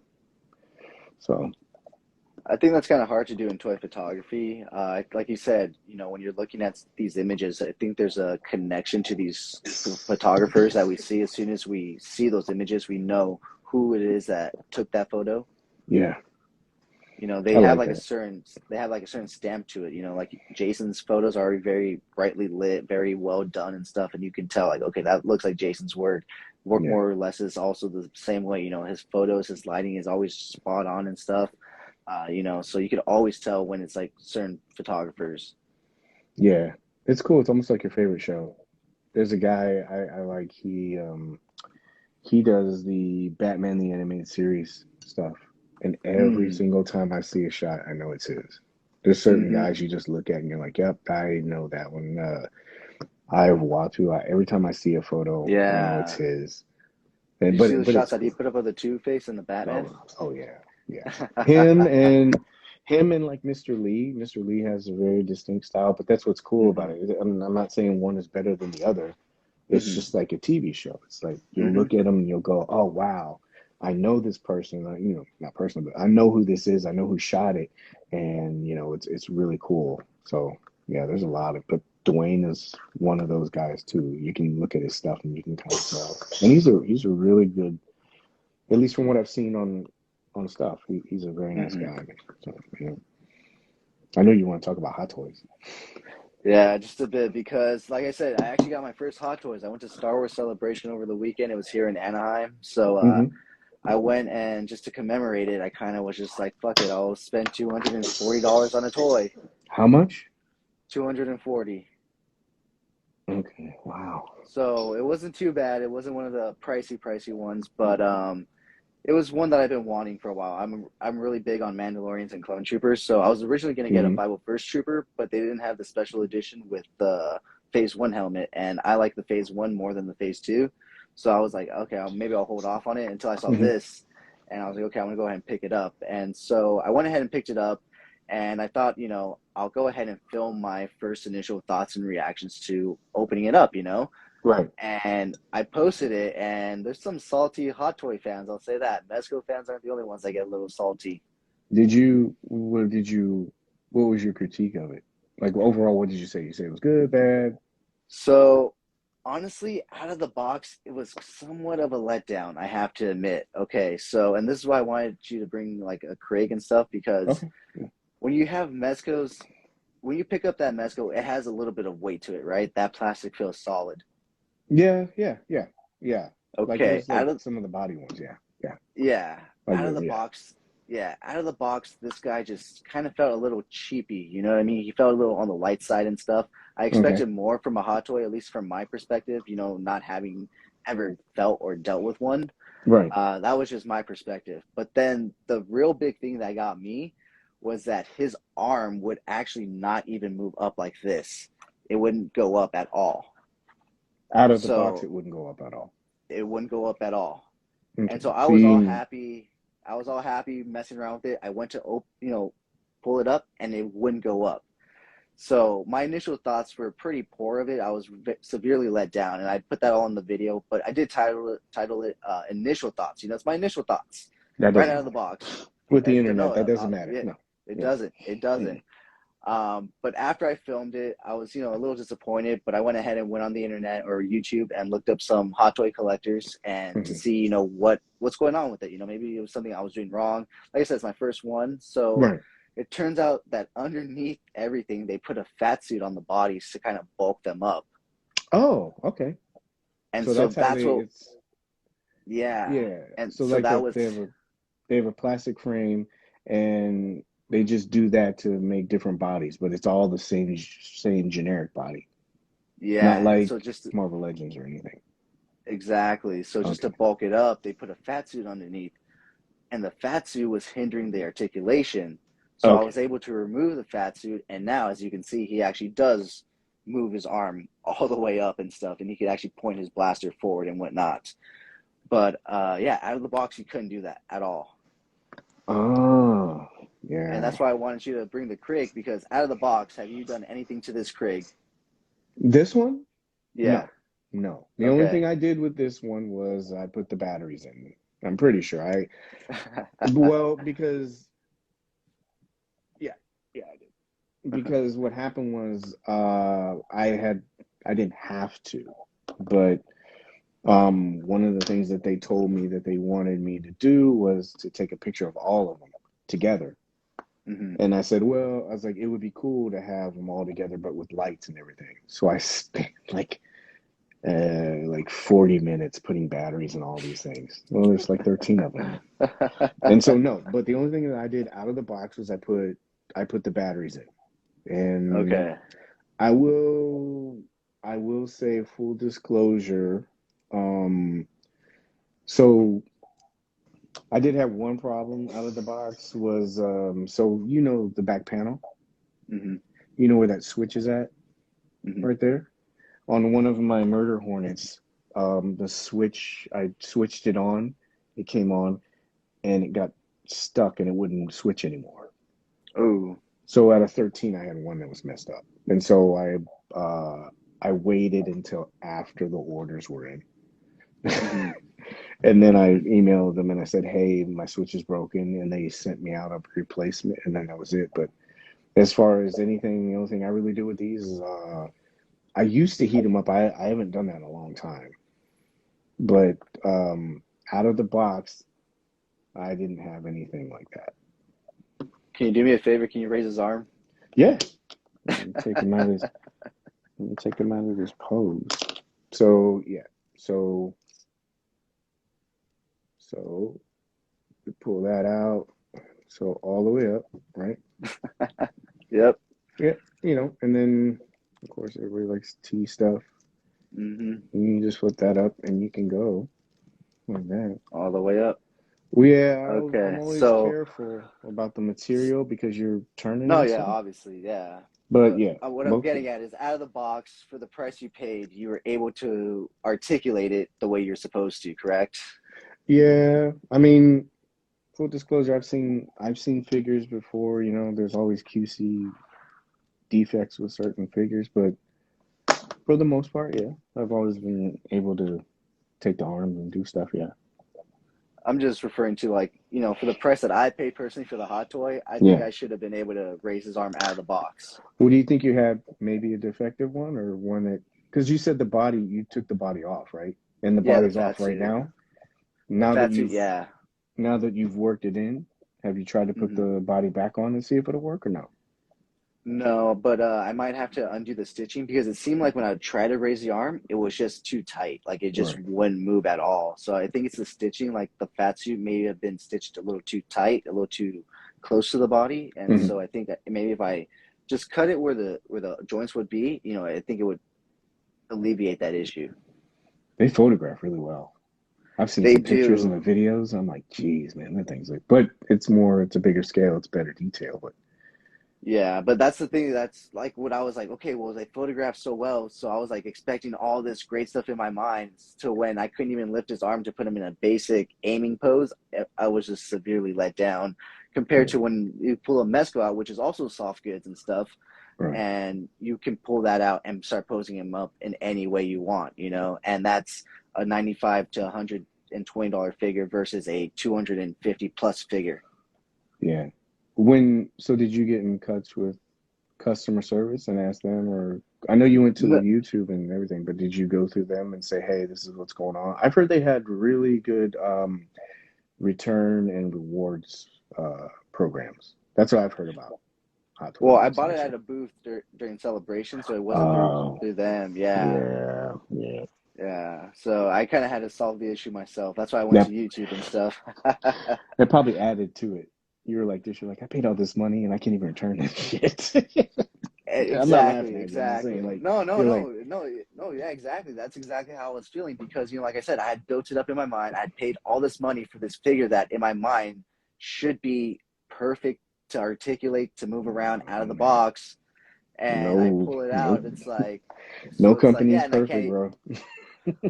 I know that, but it's just like for that price, I was expecting a little bit more, and then it's like, I can't even return it. I can't even talk to anybody about it. It's like I'm kind of stuck with it. So it's like that's why I was super happy that at least I was able to take the fat suit off and make it actually pose because now that I can actually pose it, it actually looks phenomenal and it actually looks really good. And I kind of don't like that I fixed it because when I hadn't fixed it, I was kind of like, okay, I don't want to collect hot toys. I'm going to stay away from them. Yeah. And now that I fixed it and I like how it looks, I'm just like, you're down the rabbit hole, man.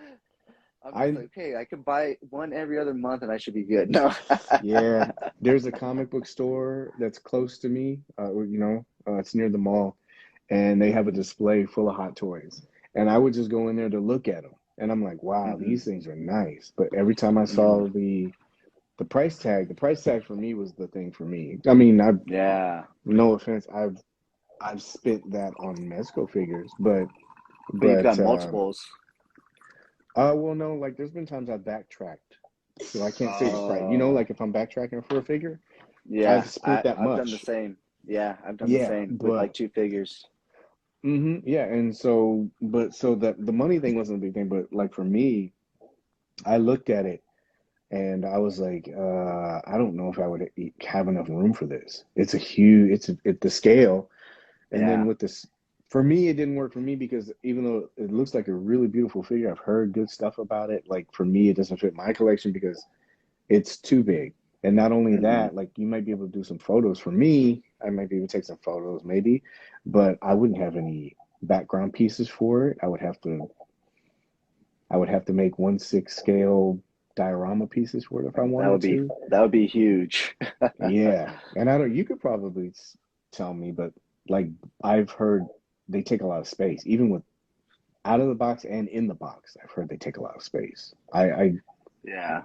you I know, mean, I this guy alone, I mean, thankfully he's on a flight stand and everything, but yeah, I mean, I was like trying to figure out where I was gonna put him and everything. And I was just like, okay, I need to figure this out and maybe yeah, make some space somewhere because yeah, he takes up quite a lot of space. yeah.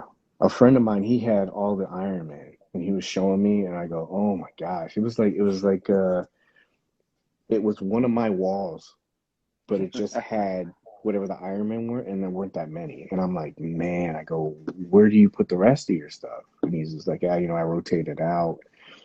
He loves Hot Toys, and but I was looking at it, and I was like, I just don't think for me it would be able to do it. Plus, Hmm. the money. I was like, oh my gosh, I don't know, because it's a rabbit hole. It's just like Mezco. Let's say you did. Well, you got the troopers, right? Let's say you want Yeah. to have a squadron of troopers now. Unless you're good at Photoshop, you're gonna have Don't to say be that. Don't say spending, that. yeah, that much money for each one of those, you know. And I know stormtroopers. It's a Oh lot. yeah. So you Oh could have yeah. them, yeah. Or Oh yeah. There's this one Crimson guy on Guard. Instagram. Oh yeah, there's this one guy on Instagram, and he has like five or six 501st, and he takes some really good shots of them. But yeah, he's got like five or six of them, and I'm just like, wow. Your shooting space would have to be huge too. I You think he know, just it's like shoots in his backyard. that's what I mean. Like you have to like right now I'm on the table. On the table, Hmm. I probably have with some space, I probably have like 9 or 10 figures on here, but I still have space to move. For the hot, I don't know. Like for me, like I said, it looks really good, but I don't know if I could do it just because of the money and then the spacing. Spacing. Yeah, I'm that's running out of space now, and I'm organizing stuff. same. It's like crazy.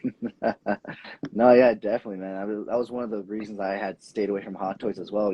Obviously the price because I mean, like you said, I paid that price for and actually more for a Mezco to backtrack and stuff, but Yeah, that's like a one and done type of situation. It's not like going forward that's going to be the norm. Whereas with Hot Toys, that is the norm. That's the price that you're going to be paying, like regardless. It's not like you backtracked and so it's rare, so you have to pay yeah, this overpriced. Now it's these figures just come out at these prices versus Mezcos that are a little cheaper when they come out. If you pre-order them, you're good. If you yeah. have to backtrack, then yeah, you're gonna have to pay that price. But if you pre-order them, you're not gonna pay the $200-300 for a Mezco if you pay right out of the bag.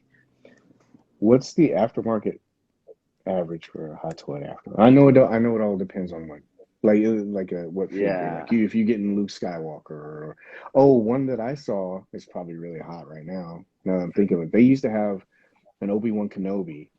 And it was a Mm, younger version, but I heard he was like a really expensive one to get. I can't imagine what it would be now.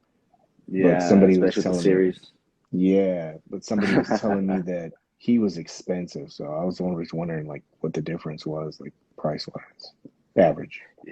Yeah, I think it's based on how old and kind of like Mezco, like if they've reissued them or not. You know what I mean? It kind of just depends on that. But Yeah. I looked mine up and I think I got it for like I think maybe 40 under what it's going for on the third party market, which I'm pretty happy with. And what's that, if you don't mind me asking? Like, what would be the third I party? I think I saw it for like about 280 on average on eBay and stuff, and I paid Oh, 240, that's not bad. so it's not too bad. Yeah, no. Yeah, it's It's kind a of close to relatively that. newer figure, so it's not like rare or anything. I think it just came out a few months ago, so it's not like crazy rare or anything just yet. Yeah.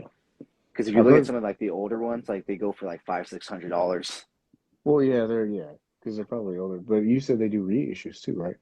So Yeah, they'll do a few of them here and there, not often, but yeah, here and there they'll update some stuff and whatnot. Like I think they're what was it? They're redoing. I think it's I think it's Jango Fett. They're reissuing them. They think the last time they issued them was like back when the Attack of the Clones came out and stuff. Yeah, yeah, And so they're finally coming out with like a new updated version and stuff. yeah. I know it's hypocritical of me to say, but I see a lot of people, they talk about Mezco and they were like, oh, you want to backtrack and they want to like get some of those figures, and I keep telling people, I'm like, don't do it. Like I said, I Yeah, know I'm being hypocritical because I've done it, but same, same. this was when they didn't really have it, and they didn't have the, I guess, the catalog that they do now. Now you can look at some of that stuff and you can go, oh, they're probably going to come out with a newer version like Wolverine. When I saw that, I Hmm. was happy, and like somebody said something about, oh, well, now I got to backtrack and get the brown suit one. I'm like, why? I'm like, if they make a Yeah, tiger, they're gonna probably do this or a variant. I'm like, don't. I'm like, just kind of wait. Plus, most of that stuff, it's on the older, it's on the older materials, and yeah, so exactly. we've all seen it. Like the pleather, depending on how you take care of it, but the plastic that I had a habit of always buying two because of that, and it still sticks Mm. with me now. But the reason why you bought two when you're a Mezco collector, because one was going to break, and so you had one in package and you had a backup. And you know, I've gotten a lot better about how I take care of my figures and how I handle them. But Hmm. Catwoman, you know, sometimes the best laid plans go to waste and they just break. And so, but I wouldn't want, if they did another Punisher, which I think would be cool, not the one that's out now. Hmm. That you see that? You seen that comic run where he has the hand and everything? Yeah, Yeah, like yeah, nah, nah, nah, yeah. nah. No, no, But if no, no. they, Like a yeah, classic Punisher. yeah, if they did like another, I would love for them to do another Punisher, like on updated body materials, and then you have all those weapons from the previous ones that you could probably use. But like Punisher, Captain America, Flash, I would love to see them try to do another run of those. But most of the time, if you're trying to like backtrack, it's not the best idea. Just wait for them to come out because they have done version 2.0s. I wouldn't say reissues, just version 2.0s. No, So yeah, definitely. I mean, that stopped me from buying it. Like, I think the MDX Joker I saw it once for about 350, and I almost pulled the trigger. But then it's like it's on the older body. It's like it's. I'd rather wait for them to come out with the newer, modern Joker of anything. yeah, yeah, and that would be another one if they did that. If they redid that figure, and there's a bunch that they could kind of cash Give in us on. again. Oh yeah, like with the materials that they have and everything else too. Like I know a lot of them. Like I would really love another Captain America if they did another run of that. I think that would be a Hmm. really good one. Flash. I think one that they need to do again is John Wick. Nah, No, no. really. I think it left a really bad taste in some people's mouth. I don't think it's as bad as people say it is, but But that's what I'm saying. I think they should redo it so that it's updated, like the body and stuff, at least. yeah, I'm just wondering because of all the negative press that it got, if people would even give it a chance. Like they're supposed to come out with another John Wick movie, Hmm. and so like if they announce, oh yeah, we're gonna do another John Wick, the marketing, I think you'd have to like say, oh, this is the body that we're gonna put on him, and you'd have to do some like kind of like what is it, damage control PR with it, because it would just be Yeah. something like that, like or I think you could do it, but you'd have to really publicize like it's gonna have 40 points of articulation. It's gonna have Yeah. all these weapons, and you would almost I have to do like mean, kind of like one of those live unboxings like they do with GI Joe. You'd have somebody, hey, this is what we got, and yeah. you're doing the arms and you're doing this, and they're showing the suit. You'd have to really plug it because I think if you just said, oh yeah, John Wick 4 is coming, yeah.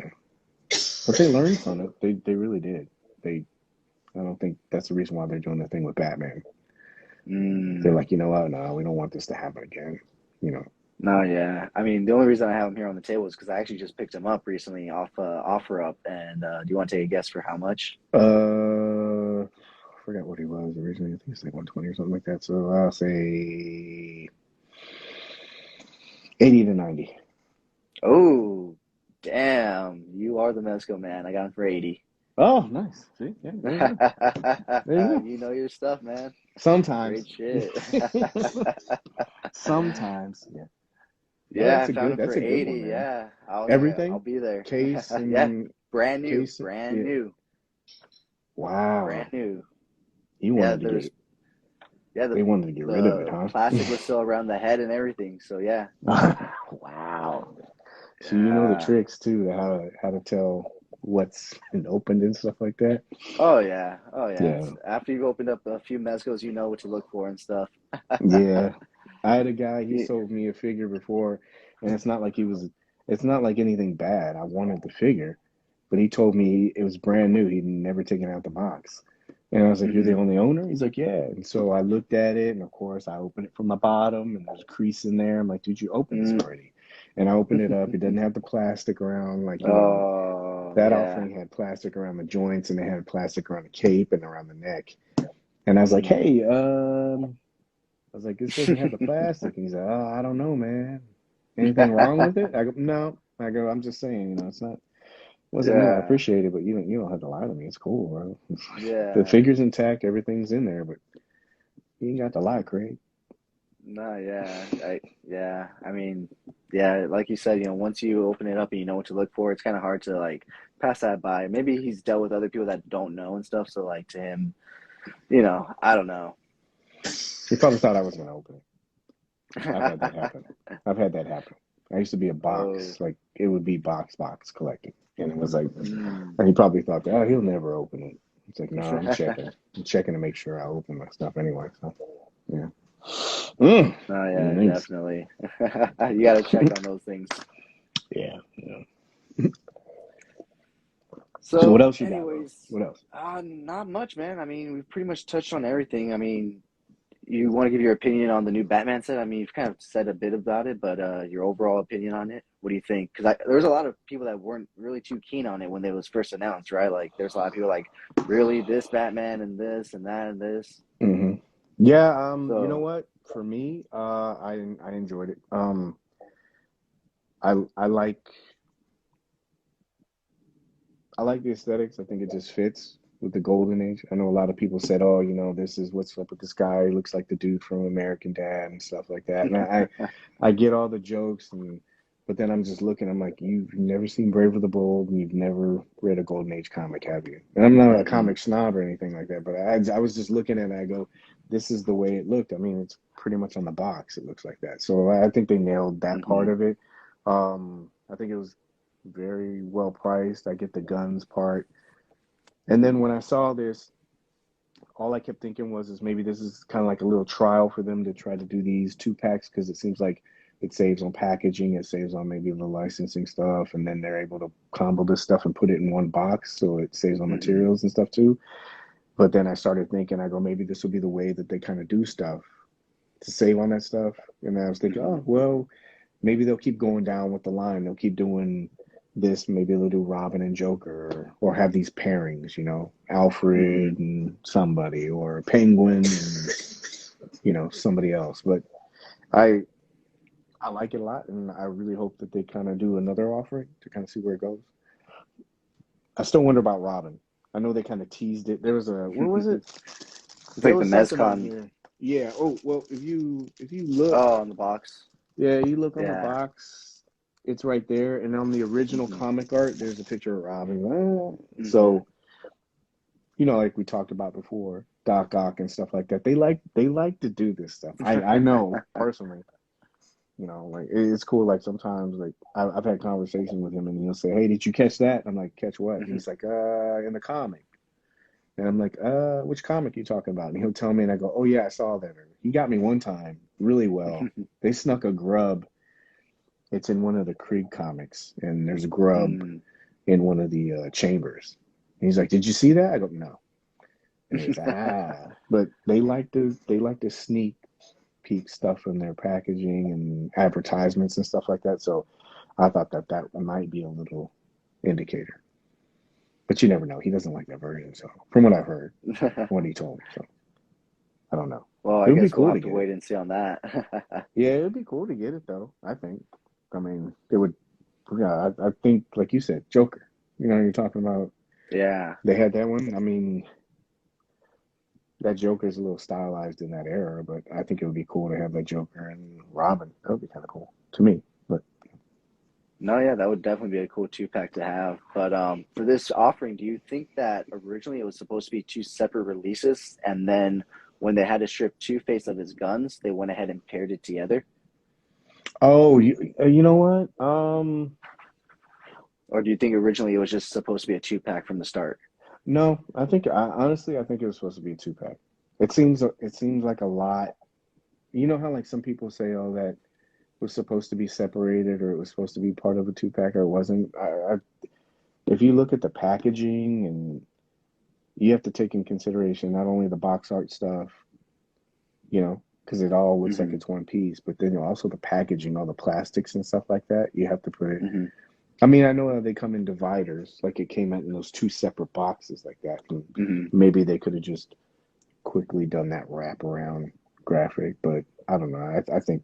I think it was supposed to be part of a two pack. Makes sense, right? Two Face, two pack. Maybe I'm reading too much, but yeah, no. I thought that I did think that Spider-Man and Goblin were going to be a two pack, but then I saw the So did stuff. I.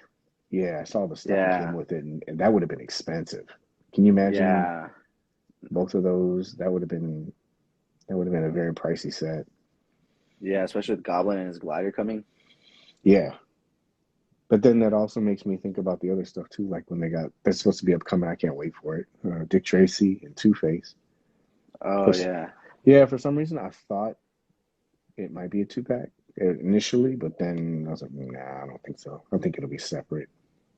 I think that would be a better two pack because I don't know if a lot of people know the character of Flat Top or if there'll be a big demand for it. But you can't just have Dick Tracy not an enemy. So maybe that's kind of Hmm. like a force Two buy. pack. Kind of like with Pluto and, or no, not Popeye and Bluto. Yeah, but I think I can see it going both ways, but I think it'd probably be separate because you have Dick Tracy, yeah, but you won't have anybody for him to go up against, right? Hmm. And so I was thinking, yeah, that's probably what's going to push that sale with with Flat Top. I can Yeah, see that him could going down be. that line for a while because you notice how all these things are like these golden era Retro. comics. Yeah. Yeah, Yeah, I yeah, was gonna say it seems like they're kind of going into that phase. It seems like they're kind of with that theme this year is that retro kind of golden era type of thing. I like it, man. I think Oh yeah. yeah, it's nice. It lends itself. I'm wondering what they'll do next though, like as far as like property wise. Hmm. There's a lot of cool stuff from that era. So, but yeah, I liked it. What'd you think? I absolutely love it, man. I think, like I said, I love how comic-y and campy it looks, and I love this color of Batman. Like the light gray and the blue.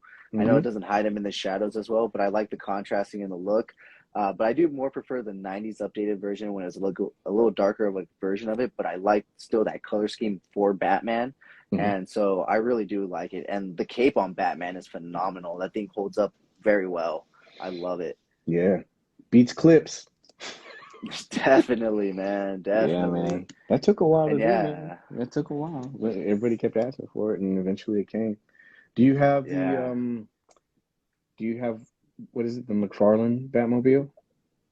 Yeah, I do. And the Bat Cave and stuff. And that's where I took my review pics with this guy. Yeah, I know. I know. I'm pretty sure the Batmobile is a different Batmobile from that era, but like I think it works. It fits. Yeah, it fits. Yeah, I Yeah, I have like a it. few shots in mind with, that Batmobile and this Batman. So hopefully I can get him to come at least close to what I see in my mind. It fits in there. Not, I don't think I'm going to be able to fit him in there, but I could at least pose him near it, kind of like jumping out of it or doing some stuff near it with it. You know what I mean? Yeah, just some Just scaling kind of just stuff. exactly, yeah. Yeah. Because I mean, It may fit because the retro figures that it came with are actually smaller than the DC Multiverse figures. So the DC Multiverse are 7 inch, and the Hmm. retro line is actually I think 5 or 6 inch. So it would fit with Mezco. You have to let me know. I'll throw one I in have my to cart. try it. Yeah, I'll throw one in my cart just in case. Because I have I'll that. send you a pic. Yeah, please. Because I have that. I have that Batman set that came with the. With the five. It's not 5 points, but their smaller line where Hmm. it has the Batcave and Bat computers and all that stuff. Yeah. And I don't. That probably won't scale that well, but I've seen a lot of people use that set very well. Hmm. So you never Well, know. McFarlane also came out with a Batcave. It's about I think $30, and it's like the classic Batcave like that, and Yeah, so that's the that one. works really well with it too. Yeah. Okay. Yeah, Yeah. the one with all the back That works. computers and stuff, and it has Yeah. Yeah. the cardboard circle, the orange Yeah. circle for the Yeah. Batmobile. Yeah, I got that one. Yep, Yeah, yep, yep. yep. That's what I would use using. Yep. I'm Yeah, actually he thinking got. about buying a second one. Yeah, I wouldn't doubt it, man, because like I can see that work. I've seen people use that with a bunch of stuff. Hmm. Yeah, like Yeah. with just I've seen them use it with skulls. I've seen them use it with all sorts of lines, and it looks good. I've seen people just Hmm. use even the cave parts for certain Hmm. scenes. I go, man, this is like an underrated set, man. So I'm glad I got one when I did. So No, yeah, definitely, exactly like you said. You can use it for so many different things other than just Batman. And then when you use it for Batman, it's like, well, you got a whole Batcave right there. hmm mm. But yeah, love the set, love this stuff. Have have toys on the table, enjoy those. So Just enjoy those and wait for your pre-orders to come in. Save up, be patient. yeah, just be patient. It's gonna be a flavor of the week for like 2 weeks, and then you're gonna forget about it. It's all like just like all those other ones, man. Just kind of enjoy what you have, bro. There's so much out there. Exactly. I know. I just actually finished cleaning my whole room and stuff. It took me 3 weeks because I have so much stuff. I So I was walk just into my like, room and I yeah. walk out. I walk in there, I go, I'm gonna organize today, and then I'm stepping over stuff, and I'm like, I just don't feel like doing it today. Today I had a plan to do it, but then all that stuff happened, and I didn't get to it. So tomorrow I plan on jumping in there. But like you said, yeah, you go in there, it's just like, oh my gosh, this is gonna take quite a while. Yeah, you empty one shelf and you're like, crap, that was one shelf. Yeah. The bad part about it is once you do that, you're like, oh, I got more room for more stuff. So it's like, Dude, tell me about it. yeah. I made more space on my Mezco display. Oh God, yeah. Yeah, yeah, I'm glad I did because all of a sudden these guys showed up. So I'm just like, okay, well, at least I have space for them now. yeah, yeah. That's why I You keep. know, That's why I keep those little containers and then the boxes. Like if I'll put them in there, and then I don't have like a big display. Like how you have like hmm. that. I don't have that. Like I don't like to clean, so I can Mm, imagine the cleaning part of it. Whereas the yeah, boxes you just dust off, or I just take them out. yeah, But I'll have those containers. I'll put them in there, and I can easily, you know, if I want to like mess around like on the table, put it there. I can take them out, and then I put them back in there. But it's easy accessible. I don't have to tear boxes and stuff like that. It works for me. It doesn't work for everybody, but yeah, it's like yeah, you start moving stuff around. You're just like I have to have a better hmm. organization with all this. It's a lot of stuff. Hey, what's up, 1 6 shooter? Oh hey, how you doing? How you doing? I can't see any of this stuff. So anybody was talking and stuff. Now I know how people feel when they come on because the last thing I see is it says 17 because you said episode 17. That's the last thing I saw, and it Oh says 10 shit. people. That's all I can see. Oh shit. Yeah, no, Trevor said, look at that Mando. And yeah, it's the first one. Like I was telling him, man, the first out of the box initial experience wasn't the best, but now that I fixed it and I'm able to pose him up, it's pretty damn awesome. So Yeah, hopefully I don't fall too deep into that rabbit hole, you know what I mean? yeah. Well, Trevor will probably have some good tips for you. Oh I yeah, see I'm your sure he stuff. does. Yeah. Oh yeah, I mean it's in his name, right? 1 6 shooter. Yep. Yep. Yep. Mm. Good talking. Yeah, I man. appreciate Thank you you so having me much for on. taking. Yeah, no, thank you so much for taking time out of your busy day to come on the show once again, man. I know you've been on once, so thank you again for coming on. Like I said, your show was basically, the inspiration for me to come on here and talk to people and connect with the engagement. So I told you I like to flatter you, man. I like to flatter you. So I appreciate Alrighty. you taking time out of your day, and thank you, man. I had a great talk with you, and I'm sure we'll talk more later on. Absolutely, man. I appreciate it. Thank you very much for having me on. Love your stuff. Keep shooting, man. Thank you, and Appreciate you, keep man. updating us, and being the middleman between Mezco and everybody. Yeah. Sometimes, whew, yeah, sometimes that's a fun shield to carry, man. Oh. Hey, but someone's got to do it, man. Yeah, you know what funny, not it's not funny, but Trevor said something about that today. He was talking about he was like, oh yeah, he was one of the people that said the communication part of it and stuff like that. Hmm. And you know how we were talking earlier about it. Yeah. And I said yeah, but I think I was trying to tell him, like, oh yeah, but if somebody's relaying the information and they get that kind of like feedback, I don't see why a company would go, yeah, you know what? I see how they treat that guy. Yeah. I want to do that. So I was like, yeah, that's the whole point of like talking about that earlier about how, No, yeah. hopefully the community can kind of adjust maybe the perspective of how they deal with that kind of stuff. Because it's just information, man. You're just trying to keep people a little bit more informed, not trying to like deliver bad news. Trust me, I don't sit there every day and go, oh yeah, let's do this. I want to piss some let's people let's off update today. let's update these dates and push them back. Yeah, dude. No, dude, nobody wants to do that. So it's just to try to like make things better. What was ironic was a day before people were, because that date was coming up pretty quick, right? It was Yeah. like, there's only one more day. It better ship out today. It better ship out today. I'm just sitting there going, I'm checking the site, and I'm like, this is not going to happen. I go, and because there's all these guys who are like, it's not going to happen. Hmm. They got one more day to ship my stuff. I'm like, it's going to get pushed back. And so when I was looking at it and I was typing this stuff up and getting it all ready, I was sitting there going, here it comes. I was like, I know it's going to happen. And so I clicked it. And as soon as I did, it's not directly to me because I'm just the person that No, pushed it up there. yeah. But it was like you knew that was going to happen. So that was my point. That's the whole point about that. No, It's like, yeah.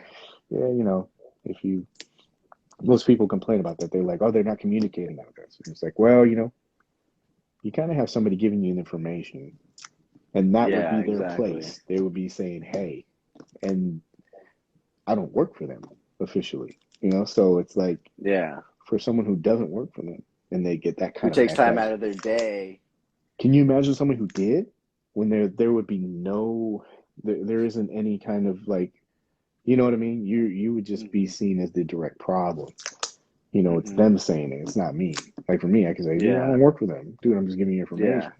And then people Oh, go, yeah. okay, yeah, yeah, maybe you shouldn't say that to him. But like with them, they are considered the root cause. So it would be even worse for them. So, No, yeah, definitely. something Well, to think about. anyways, man, thank you so All right, much bro. for everything you do for everything that you do for the Mezco community, being that middleman and stuff, updating us. Because, like I said, you take time out of your day to, find those release dates, update everybody, and you're not even on the payroll. So, thank you so much, man. That keeps us Yeah, all no worries, bro. informed. And the community is a lot better with people like you that help, keep us informed and keep us level headed in a sense, Like you said, it's just toys. It is, man. It is. Yeah. All right. So, anyways, man, thank you so much. I'll let you go. Have a great rest of your night, and I'll talk to you soon, man. All right, man. I appreciate you having me on. Thanks, man. Always, man. Whenever you want to come on. All right. All right. Good. All right, take it easy, man. All Later. right. Bye. All right, guys. Thank you so much for joining me for this week's episode of Coffee and Toys. I had a great conversation with the Toy Page. He was my first ever guest here on Instagram Live. He helped kickstart Coffee and Toys Live. So thank you and shout out to him once again. If you haven't already followed him and you're not, or if you are a Mezco collector, you should definitely be following him because he is the middleman between Mezco and us. And like he said, he's not even on the payroll. So go show him some love, leave him a like, leave him a subscribe on his YouTube page because he also puts out some phenomenal Mezco related YouTube stuff. So go ahead and check him out on YouTube. Check him out on Instagram at the Toy Page. So that way you guys can stay updated on all your Mezco needs. And just show him some love. And once again, guys, thank you so much for joining me this week. Whether you're watching it in the live, the repeat, or on the podcast, I really do appreciate.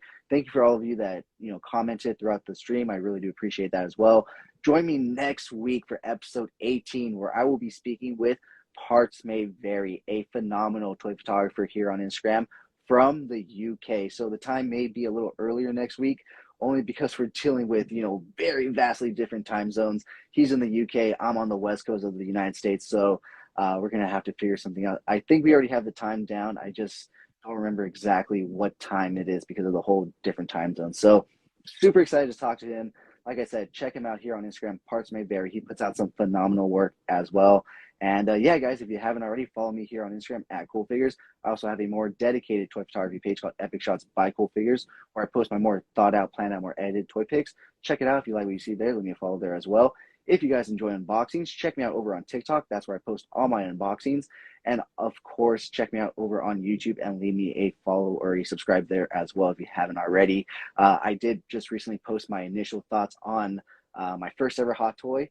Like I said, initial thoughts, they has changed since. My updated thoughts will be coming in this week's episode of Coffee and Toys, the podcast. So stay tuned for that if you want to see my updated thoughts on my hot toys, even though I kind of touched upon it during this live stream with the toy page. But a lot of people are a little salty about my initial thoughts, but like I said, it's my genuine initial thoughts. And that's what I like to do here on my page, guys, is give you guys my real genuine thoughts. No companies pay me. I put all my personal money into these figures and toys. So I give you guys honest reviews, and I will be honest with, stuff changes and stuff. So once again, guys, thank you so much for joining me for this episode of Coffee and Toys Live. As always, I've been your host, Jesse the Bat Madrigal, aka the Buff Collector. And as always, have a great fucking day. Thank you so much for sticking to the end of this video. If you enjoyed those pics, you can find the full images over on Instagram at CoolFigurez.